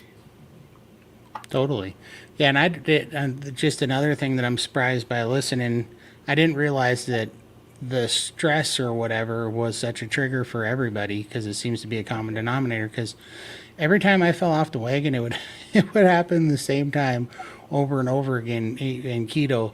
It would be that I would be hungry, but I wouldn't eat before I went to bed, so I go to bed hungry. I would not sleep. I would wake up miserable and full of cortisol, and then I would go and I hadn't prepared enough stuff, so everything seemed to be a pain in the butt. Like, oh, I'm gonna have to unfreeze this or thaw that out or whatever. So then I'd sit there and I'd find myself ordering DoorDash. I'd be like, no, I'm gonna get something healthy on DoorDash. And before it's said and done, I'm like, oh, there's nothing open that's healthy. I guess I'm gonna have a cheat day. And then my addict brain would go, well, you might as well get everything that you've been craving so you can get it out of your system. And then $120 DoorDash order later, I was fully off the rails. Yeah, so being prepared. I mean, we would never go on a ruck march or go into battle without some type of IPB, some preparing the battle for IPB to preparing the battle. So having snacks on hand, um, making sure you have your electrolytes on hand, right? But also, I think it's really good to know what do you like. I mean, go at this. Like if you like string cheese, have string cheese. If you like bacon, have bacon. I think I love. I don't want to offend anybody, but I love me some chicken lips and elbows. Hot dogs. I love hot dogs. Yeah, you can do hot dogs. That's good too. And then the other thing is have a plan. So when you do feel that hunger before you give in to just going to get a snack because it might not be, then have that plan and test it. Say I'm going to go outside and I'm going to pull some weeds or something, or I'm going to sit down in front of my computer and finish these emails and before I decide if I'm going to get some of the food. And then after you've done that, or maybe have a water while you do it, then decide, okay, now do I need that snack? So have the snacks ready, but don't go immediately to them. Just, start training yourself like we have here. I mean, everyone does that. So Yeah, and it absolutely works too because, I was just thinking today. So I hooked up with Raymond at Steak and Butter Gang. He's coaching me now because I just, I was always flying by the seat of my pants and just doing whatever was working. But I got some things I want to understand and do better. But it was a funny conversation today because my whole life, 27 years, it was about not eating so much calories or sugar or whatever. Not I was eating too much crap. I was drinking too many calories. Yeah. And then today, what he's coaching me on is he wants me to reprime, and now it's going to be one of the harder things I've had to do in a while because I got to figure out how to eat 3 meals a day. And I'm like, this is going to be crazy. I've made a full circle. I went from trying not to eat, and now I don't know how I'm going to eat all this dang meat in a day. So all I was saying as far as where I'm at now, however this worked out or whatever, I don't even have to worry about those cravings anymore. The meat is so satiating that just one steak a day even will keep you completely from going off the rails because the cravings are just gone.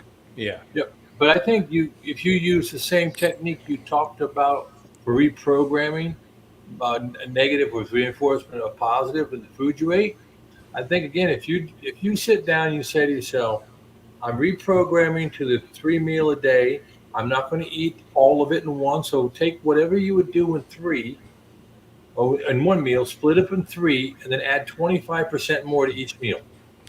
And I'm going to try that. I asked him that specific thing. I said, can I? And so my normal meal, I'm OMAD. I've been OMAD about 11 months or something.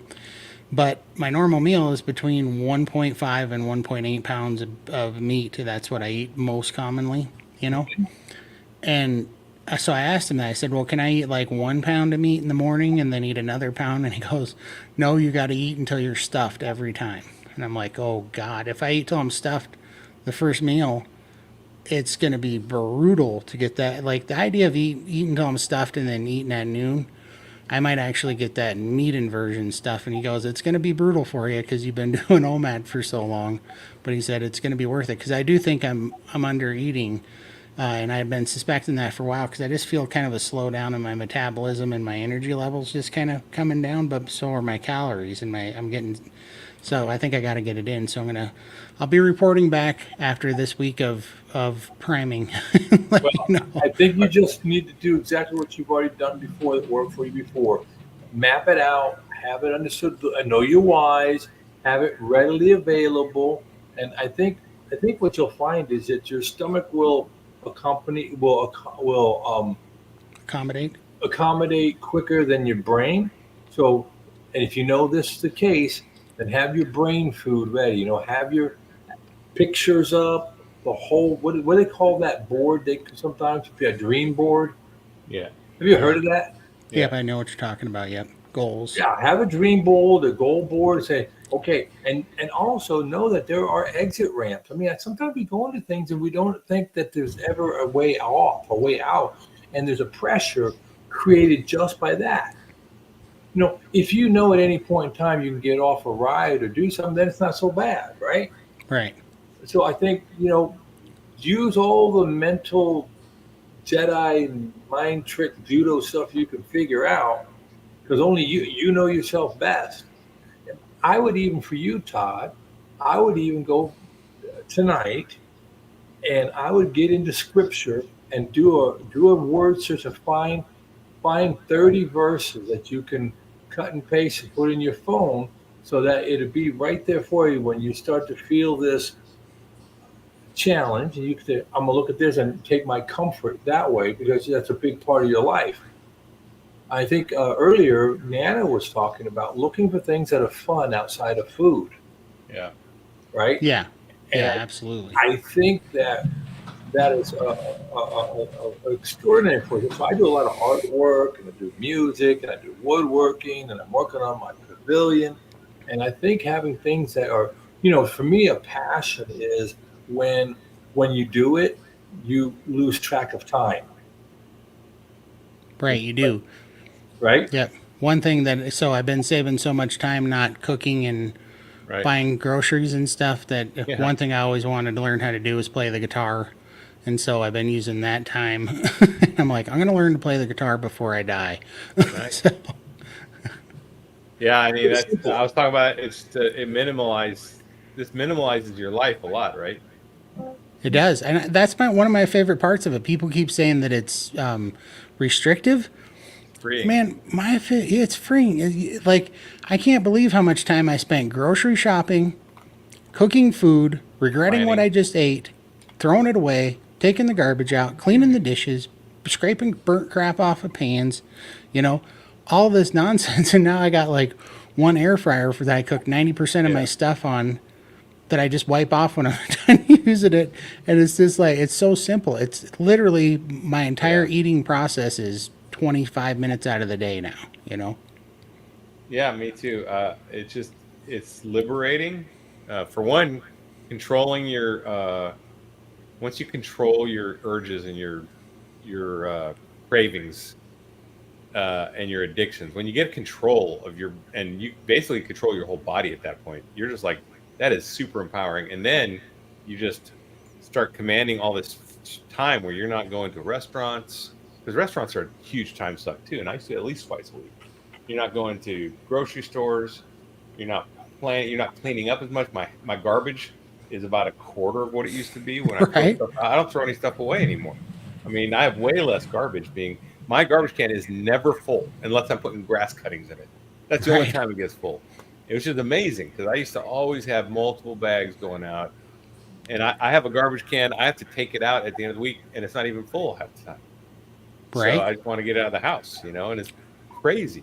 And I have a I know. teenage boy here. I mean, that's really crazy, right? Because you think, it used to be like Doritos and all that stuff in there, and dips and A drinks, lot of boxes and Yeah. cans. yeah, Yeah. and Boxes, cans, seasonings and plates. Yeah. ingredients, right? And then of course all the wasted food, right? That we always have to throw away. It goes bad in the fridge. Nothing that doesn't happen now. Yep, I was going through the. I'm gonna make a video on people that are saying they can't afford carnivore. Yeah.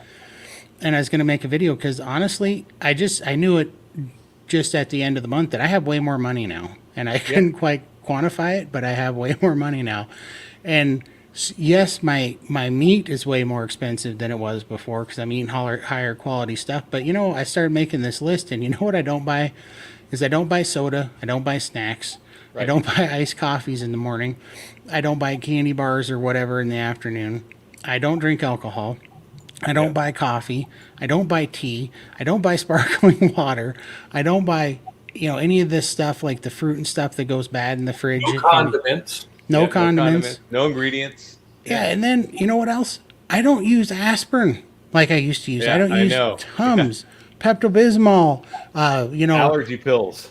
allergy pills. Yeah, I've got a antihistamines. lifetime supply of allergy pills now. If I take one a week, I can last the rest of my life. I guarantee I have another 50 years at least. Right, even toilet paper. Even toilet Yeah. paper Yeah. It's a lasts lot me less. longer. Yeah, it's just like I started adding it up, and I'm like, I figured that I'm saving on carnivore $1,400 a month, and that's being conservative. Well, but I did put together because I have people that in my group that are on really tight budgets. They're like elderly on Social Security, right? So they're on a very fixed budget, and they're like, "How do I do it?" So I put together, and I use Walmart as an example. Not that I think everyone should shop at Walmart because they should, but I know Walmart's everywhere in America. So I'm like, here's the prices. And I put together a BBB and E, which is bacon, butter, beef, and eggs diet. It's just an example for one person, and they buy for $170. They can get a whole month's worth of food, and that's 30 pounds of beef. And so if you go to 180, you can actually add some steaks in too. So it's 30 Yeah. pounds of ground beef, and you just get those tubes, 80/20, break them down into 1 pound bags, and roll them in a with a roller in the Ziplocs and freeze them. Stack them in the freezer, and then you have 30 pounds of beef there. Then you have 30. You have 72 egg, or no, you have 4 eggs a day, enough for 4 eggs a day, with 2 slices of bacon and a pound of beef every day, plus a couple tablespoons of butter. It gets you to about 1,600 calories. Now you can add steaks and add a couple of things, but for under $200, you can do this for one person. And that's on my. If you guys go to my YouTube channel, it's on. I actually posted it with all the calories and the macros for each thing and the prices, which were last week in Texas. It's in my community link on my YouTube channel. That's And awesome. you guys, please share it. Yeah, I will. Steal it. Go copy and paste it and put it on your thing. I mean, just I'm gonna go watch it because I am gonna make a video on that. no, it's not a video. It's a Oh. it's a community post. So go community steal post. it and then you add it to your video. Yeah, just Yeah. take the numbers. Just look and you can go reproduce it, and you can add whatever you want to it. But I'm just saying that's just BBBE without steaks, Yeah, and you can do it for $200 or less. yeah, Well- and that's amazing. I just went to Costco, and in our area, ribeyes are $18.75 a pound, and Wow. yeah, I'm in a stupid tourist type area, and New York strips are about $17.50 a pound. But even here, Costco just had a sale on strip loin roasts where they were $8.57 a pound. So I bought 6 of them. I bought 6. So you can get. I mean, it's ridiculous that I can get like 16 steaks out of a roast for $110. That's It's awesome. incredible. Yep. Well, I think another thing we need to look at, and I did this about 3 weeks ago. I got a picture on my phone somewhere. What does your spice cabinet look like now? Yeah. How much Empty. spices cost? So I much. know. Right? You open the closet. I got a whole new place. You don't need flour. You don't need sugar. You don't need saffron. You don't need 17 types of pepper and all the other things. You don't need pumpkin spice and cinnamon. You have I would have 2 full cabinets available with nothing on it. Mm-hmm. But someone brought up earlier, and I'm trying to find this. Someone brought up a very good point about the cost and expenses. Perhaps part of it is because some people are buying for themselves and for family members who haven't, gone over. Committed. Yeah. So True. they're doing 2 diet forms at one time, and that is My sister's doing that right now because she went carnivore, but her family's still eating. But it's so funny because she's like, if you're not eating carnivore and you're going to snack, you don't get any steaks.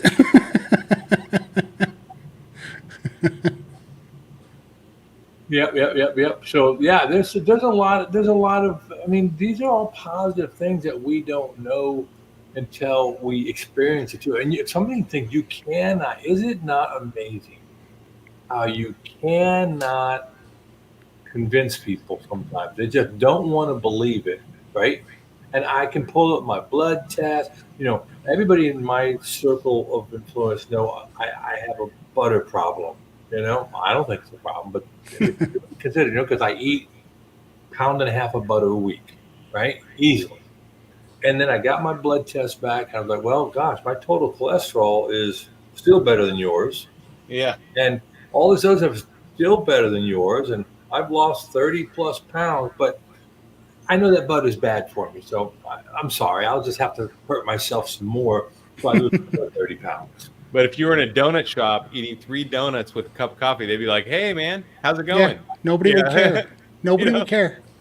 No, they like it. In fact, tomorrow morning I'm getting up at dark 30 because I do a men's fellowship breakfast at my church, and I'm gonna be buying a couple dozen donuts. And Right. it'll be the second time in a row I'm gonna get them, but I'm not gonna eat them. Right. Have a cup of coffee. You guys can eat the donuts. I'm gonna go get a bunch of biscuits from the local biscuit store. They're gonna be sausage, egg, and cheese biscuits and bacon, egg, and cheese biscuits. And I'll have a couple dozen of those. And nothing says church like food, right? But Totally. we'll come in and do a little fellowship. But I'm not gonna have them. I'm not gonna beat you guys up for doing it, and you're not gonna beat me up for not doing it. It's gonna be all right. Absolutely. I got a pretty good laugh out of Sean Baker this morning because I was telling him about my last visit with the doctor, and it was a Skype call or a Zoom call.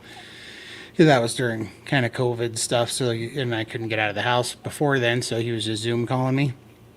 And he was doing a checkup. And when he'd seen me last, I was well over 700 pounds. I was on oxygen. I, wasn't, I was waking up not breathing. My pulse was high. My oxygen saturation was low. Just everything was miserable. And I really thought, everybody was worried that I wasn't going to wake up one of these days, And so I call him. It's 7 months later and it's time for a checkup. And I'm down 200. It was like 215 pounds I was down. I was off the oxygen. My color was back. My oxygen saturation at the time was like 91 off of oxygen, which was like 3 points higher than it was when I was on oxygen. And I tell him what I'm doing, and of course he goes, well, that's good and everything, but I got to tell you, I'm a little concerned about your diet. Yeah, right. So he starts to go in on it, and I told him, I just, something clicked in me, and I just sat back, and I was like, you know what? I think you might be the one that needs medical attention because I think you're having some kind of aneurysm right now. Because I'm standing here right in front of you, mobile again, 200 pounds plus down, off the oxygen, and you are now worried about my condition, where before you weren't so worried. There was just this routine thing. Take this, call me in 3 months, and tell me how much worse you are. Yeah. That was it. Keep sending my kid through college. Thank you very much. Yeah, I mean, I get so infuriated because I've been in the ICU twice. Didn't have insurance either time. First one was like $48,000. My second one was $6,000 bills. To be in the ICU, just so they could pump me full of oxygen. They weren't worried about my diet when they were racking up those bills. Nope. You know what I mean? Well, I tell you, the thing of it is, and we spoke about this a little earlier about not getting too much into bashing the doctors in the medical field and all that. I think it would be incumbent upon each of us now with the knowledge we have. Like I went to my doctor, I called my doctor up because of the whole pandemic, my annual physical schedule kind of got jacked around. And I called my doctor up about a month ago, and I said, "Hey," or I did a online, right? And I said, I think I need to get some blood work done. And we didn't do my annual, and I'm starting a program where I'm losing a little bit of weight, and I want to baseline it. I'm not telling them what I'm doing. I'm just going to go ahead and do it And I had, like I said, yesterday I went, it was yesterday I went and got the shots of my liver done.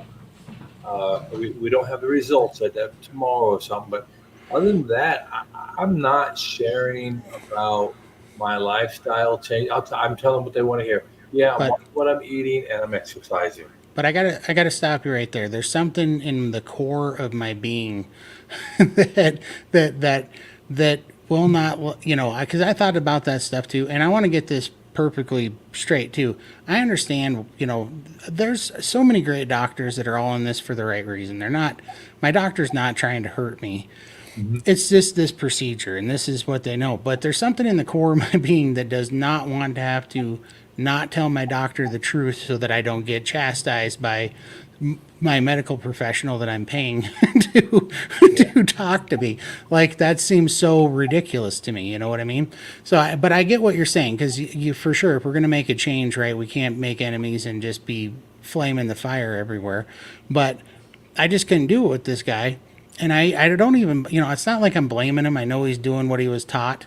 But I will say this, just like Sean Baker and, Ken Berry and all these guys that were in the same boat and they backed up and said, hey, you know, this isn't working, right? Well, there's a problem here and what we're being taught's not working. That's all that I do want to put a little bit of onus on them to say, if you've been doing this for 10, 15, 20 years and you're seeing this keep coming back to you, there still has to be a time, just ethically and morally, that these people should look into it at least, at least question their own training that's not working. You know what I mean? Where Yeah, but I think you can go into that argument and make a better case for yourself I agree. if you go into them 400 pounds lighter, Totally. right? And you say, because I've known other people in our circle here who said the very same thing. You know, if if every time we tell someone what we're doing and they give us that stank face look and that shock and horror look, who's we're the ones to blame because we know what we're going to get. So Right. instead of doing this, I said, look, I'm down 400 pounds. If you want to know what I did, this is what I did. Go look at all my videos. Go look at all the things I've done and see the proof in the pudding now. Like Larry could do that too, because he's gone through the fire, and it just carries so much more weight. Agreed. For sure. Notwithstanding what you said, you are absolutely right. I believe, Todd, to sit there and say, in my frustration and in my why did I have to suffer like this? Because you should have brought me here, Right. right? Right. And Totally and right. But there's right and dead right. right. No, and I totally agree with that. It's kind of like trying to preach to somebody that's not wanting to hear it, right? You can't shove it down their throat. But the only difference is that I'm not I'm not paying people I'm trying to save to, to diagnose me, right? So that's the only reason why it gets under my skin a little bit. But I totally do agree. My dad used to say it all the time. Sacrifice some battles to win the war. You don't have to win every battle. Keep the big picture in mind. Yeah, absolutely. And I think that we all know this. Sometimes, and that's one good thing about being in here, right? Is that when we're amongst friends and people of a like nature, we can have our gripes. I know I wanted to call it something else in the military. We call this session something else. But when we're faced with people, we know decorum, and we know since look, we have been, all of us who were at the beginning of our journey, and Todd, you could be we know what social bullying is, Oh, for sure. Yeah. right? We know this, so we're not going to be a purveyor of that. But every once in a while, we want to talk about getting a good lick in. You know what I mean? Right. Just because it's in our nature. Yeah, I think it's funny. Like I brought this up on the steak and butter gang the other day. They're asking how you deal with the social aspect of a restrictive carnivore diet. And this this is true. I started having fun with it because, sure, like let's say at Thanksgiving or something, they'll be like, "Oh, is that all you're eating? That's crazy. This is nuts. You can't do that. It's not healthy. Yada yada yada." And I just ignore them. But what's funny, what I revel in now is after everybody eats and we're sitting in the living room and everybody is moaning and groaning and saying they're going to take a nap and they feel sick and they need Tums, I Yeah. just start going in on them because that's my favorite time to drop elbows. I'm like, oh, but I ate the food that's supposed to make my heart explode and fall out on the table, and I'm supposed to drop dead right here. Yet I'm not the one suffering with gas and indigestion and feeling terrible. Because when they get like that, they go into this rhetoric about all their health problems, right? That rolls into, oh, I got to go see my doctor. I got to do a diet. I got to do this and that. And that's just, they finally shut up around me because that's when I start dropping elbows because it's just hilarious. Well, yeah, and again, we all know the situation where we can do that, and we can be good natured about it. And For sure. there's always that one person in your circle that you do want to do the old George of the Jungle Nairobi knee drop on. I know I'm dating myself, but in the end, we probably end up doing we end up doing the right thing, and treating people with courtesy and respect, and say, look, particularly when you get one on one, right? When you get one on one, you can tell a person, look, when you're tired of being sick and tired, give me a call. Right. I'll be glad to sit down with you and work through the details, and more importantly, I will stand with you in that foxhole, right?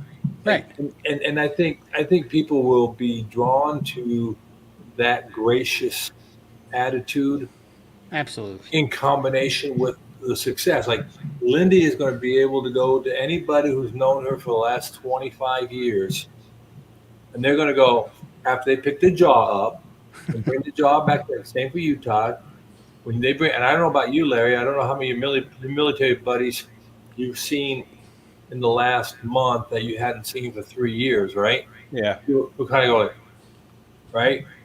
When you're ready and you want to know, let's have a conversation one-on-one. Not a big social confab and pressure, because I think we're going to win the hearts and minds of a lot of people who are in a lot of pain emotionally because of our successes, because of what Carrie's doing with the documentary, right? What all these doctors are doing.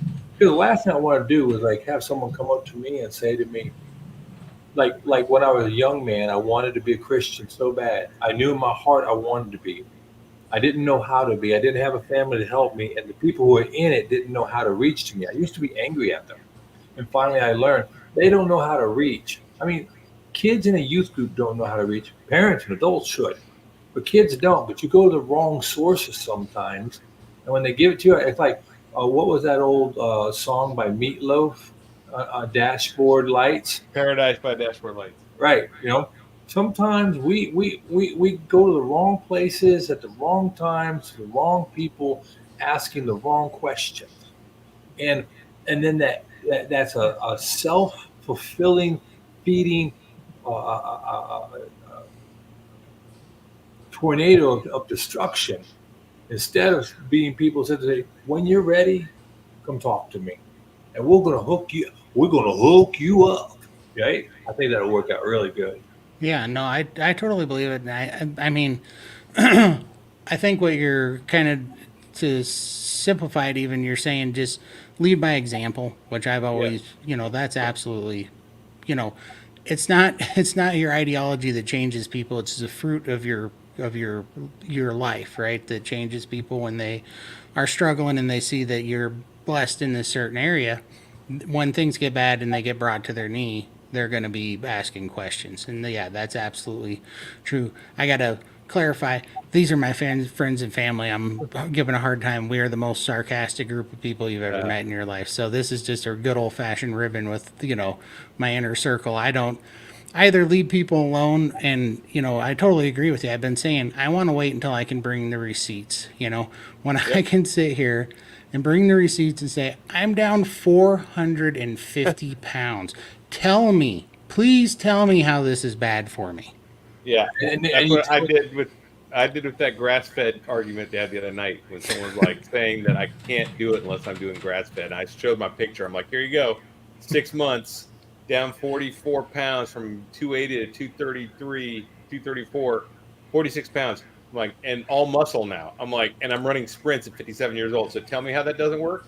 Right. Please explain that one to me and show me your pictures while we're at it. Let's Right, see and yours. also, were you so discerning and so careful about all the bad things that you ate that got you in this position? Like, were you worried Yeah. about grass-fed Taco Bell? Right, You know? right. I mean, I eat hot dogs still every now and then, and I'm still getting the great results. And they're like, well, you can't. And I'm like, well, and I said, here's the other problem with the argument is there's people that can't afford it, and there's also people, even if they could afford it, can't get it. In the military, if you're on a remote base, you have the commissary, and they don't have grass fed there. I guarantee it. And then you have the DFAC, the dining facility, and you get to eat what they give you, which is not great beef, but it's like McDonald's patties, right? But you know what? It works on that. And I say, here's Kelly Hogan. Here's another receipt. Show me how burgers aren't going to help me and table salt isn't going to work. Show me that, please. Right. Explain it. And when you go to them with the receipts that are 6 months, a year, 18 months, and all these people. So, but again, I just out of an abundance of not caution but propriety, right? I say that these are people who have been hoodwinked, and I think when we go to them we say things, maybe kind of what we're saying, like, well, how's it working out for you? I'm gonna show you what I did. How's it working for you out? Maybe there's a space where you do that 90-day induction thing, and use words that aren't fearful. Carnivore is fearful, Carnivore is roar, caveman, dinosaur. I mean, you sit there and say, look, I'm getting rid of the processed foods. I'm eating whole, because let's be very clear here. If you went from the SAD diet, right, standard American diet, to vegan, whole food vegan, you would do better for a short period of time. Oh, of course. So the common denominator for the underpinning of the dis-ease is the food you're currently eating. Let's look at some other ways of eating. And I think that would resonate with people without attacking them, right? Because sure. we do sometimes. I know I've been guilty with my own wife, right? Just not being gracious enough. I was just going to say gracious. They're in the same place I was when I was in that deceived state. Right. I was just going to say that because, yeah, grace is the most powerful thing. I learned that when I was young because I had a terrible gambling addiction when I was young. God, that thing was brutal. It was the second worst addiction I ever had in my life. And I'm starting to see a pattern. But I did. I had in Montana, there's a casino in every gas station and on every corner and in every grocery store. There's casinos everywhere. And when my dad told me to stay away from those things my whole life. And then, of course, I was with a buddy. I was like 17. I put $5 in one of those machines and I won like $800. And I was like, oh, well, this, which $800 might have been $200,000 to me at that time, So it was like this huge addiction, but I just remember I was fighting this thing. I mean, I was suicidal over this thing, and it had me just locked up for like 6 years, And I'd lost all my money yet again, and I was thinking about doing some real bad things. And my dad was just awesome. He knew it, but I was mainly, a lot of times I was just totally ashamed of how stupid I was being, and I couldn't, I was just didn't want my dad to know because, he's, I just thought the world of him, And I remembered my dad knew something was up because I was at the end of my rope, and he just called me one day, and he didn't sit there and chew me out, and he didn't sit there and do any of this stuff. He goes, I forget what it was, but he was like, 1973. I had just got my paycheck, and I went into the Range Rider bar, and we needed bunk beds for Ray and Mike, and your mother was, picking out these beds, and we've been talking about it because these kids were sleeping on the floor. And I went to the Range Rider bar, and I lost all the kids' money on blackjack. Oh, man. And so my dad just came down to my level at the time because I just was thinking, I was the worst, screw up on the planet. And that was just beating me up every day, and somehow Dad recognized that, and that was one of the most freeing things. It was one of the things that started me getting off of that roller coaster. Was Dad didn't chew me out. He didn't say I was an idiot. He didn't do all that stuff. He somehow knew how to relate to me on that level, and it was that gracefulness of saying, and he just said, "You're young. We all do this stupid stuff. It's not the end of the world." And somehow he even knew that I must have been, in a really dark place, because he said, and don't do suicide's a terribly permanent solution to a very temporary problem. You know. Yeah. Yeah. And somehow he knew it, and that thing pulled me out of it. I mean, that was when everything started to change. So I know what you're talking about that grace. That thing will grab people, more so than Right. anything else. And this video is going to be up on YouTube until either I take it down or they get mad or something like that, right? Somebody's going to come in here and they're going to see the three of us, they're going to see the comments, right?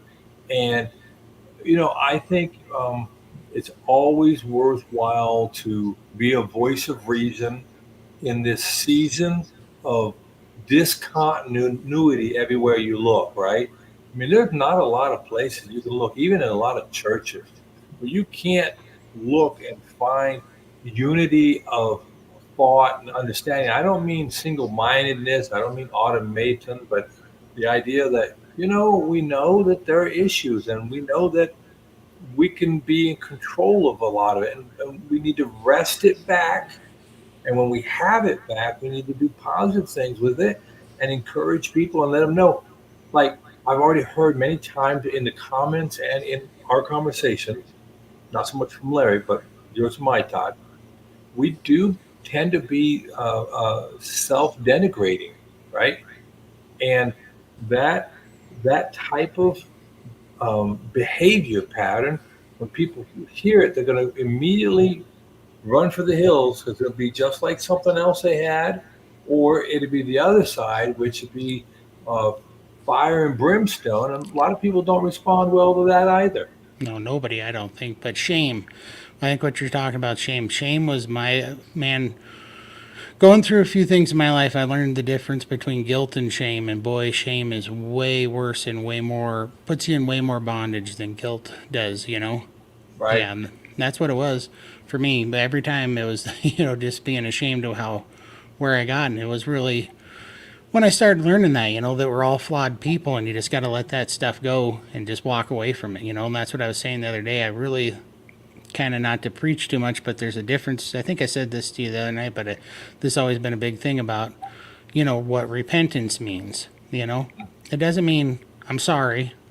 Repentance is a very detailed phrase about, I think when I was researching, it was in Hebrew or whatever, but what it means is specifically is to turn away from something that you're doing currently, but not just to turn away from it. That's not enough. It's also telling you what you're turning to and what you're putting your new focus on. And so in order to do that, you can't carry that shame with you, because that shame keeps you looking back. It's kind of like a diet, right? Like in the old days, when in your old standard diet, have you ever been hungrier in your life than when you would start a new diet and make all these declarations of the things that you weren't going to eat? And the Right. problem, and the problem was, I mean, other than it was a standard diet, but one of the problems with that system is you're not looking at what you are eating, you're looking at what you can't eat and worried about not falling. So you're still focused on all this, the bad things in your past, and this thing that's holding you down. Where that's one thing that's so freeing about carnivore too. I no longer wake up thinking about what I don't want to eat today, or what I hope to God I have the strength to not eat today. I wake up and go, oh, man, I wonder how much more energy I got today. I wonder how many more pounds I lost today. I wonder, how much better the day's going to be today. And I'm not looking, it's not like all those other diets where I was sitting there totally fixated on what I can't have and praying to God that I didn't fall today. You know what I mean? Well, it's the whole idea. This is very freeing. I mean, we started off talking about the three macronutrients, right? Protein, fats, and carbs. All I'm restricting is one of the three. I have 66% of the entire diet spectrum to eat. I think I can find something on the menu. I think I can go to the store and find something. I'm not limited at all. What I am not is I'm not having to remember rules. I'm not having to remember macros and calories and all the things that go along with it. And oh, by the way, I'm getting better. Right. Yeah. It's like a magic miracle pill. Right. It's It's going to fruitful. eat. It's yeah, you're bearing fruit, right? As your efforts are actually fruitful instead of just the dead fig tree, Yep, that's right. That's right. But speaking of dead fig trees, I've been on for 2.5 hours. It's Yeah. 11:42 for me, and I got to get up dark 30 for this. I gotta get off too. But I hate leaving with all the beautiful people and I wish we could find a way to hand these off and How many let people you people. got on? What's that? How many people are on? I'm showing 34. Yeah, that's a lot. That's a Yeah, I ton. gotta get to bed. I'm beat, and I got tomorrow's a big day for me, so I got stuff going on. But it's been great, guys. Hey, Heck I yeah. appreciate you all coming in. I mean, again, for everybody who hasn't been here before, if this is your first time, this was not a planned live. No one knew this was going to happen beforehand. It's just Oh, that I try to most weeknights, Monday through Thursday for sure, sometime around 8:30, 9 o'clock at night, to throw up a link and invite people, and we can talk about whatever we want to. And and this is what we end up with, and it's been absolutely amazing. I thank you. Yep. heck yeah. I appreciate you guys hanging out with us. Yep. Good night. Absolutely. I'm off. Everybody, y'all take care. God bless, and we'll see you around. I'll be back on Monday, but I'll be hunting around on Saturday and Sunday, checking up on things. But All right. I'll see you guys around. You take care, and God bless. Anything else for you there, Todd? Nope. I appreciate you guys stopping out and appreciate you guys chatting with me. All right, y'all take care, and everybody in the chat. I really do appreciate it. I couldn't even get. There's so many people I haven't seen before with Kiwi Carnivore and Michael and I Carnivore Nana and Sarah, and Susan and Amazing Shelley and Ellen. It's awesome. You guys are inspiring and you're so uplifting, and I love the commentary. I hope everybody had a chance to go look other people's channels up if they have channels and et cetera, et cetera. And from there, I think I'm just going to have to push the off button as much as I hate to do it to pull the plug. But you all take care. Again, Todd, thanks. And we need to get together offline to Yeah, talk a we little bit do. about our project. Yep. No worries. You guys have a great night. I appreciate it. We'll see y'all. Okay, bye bye.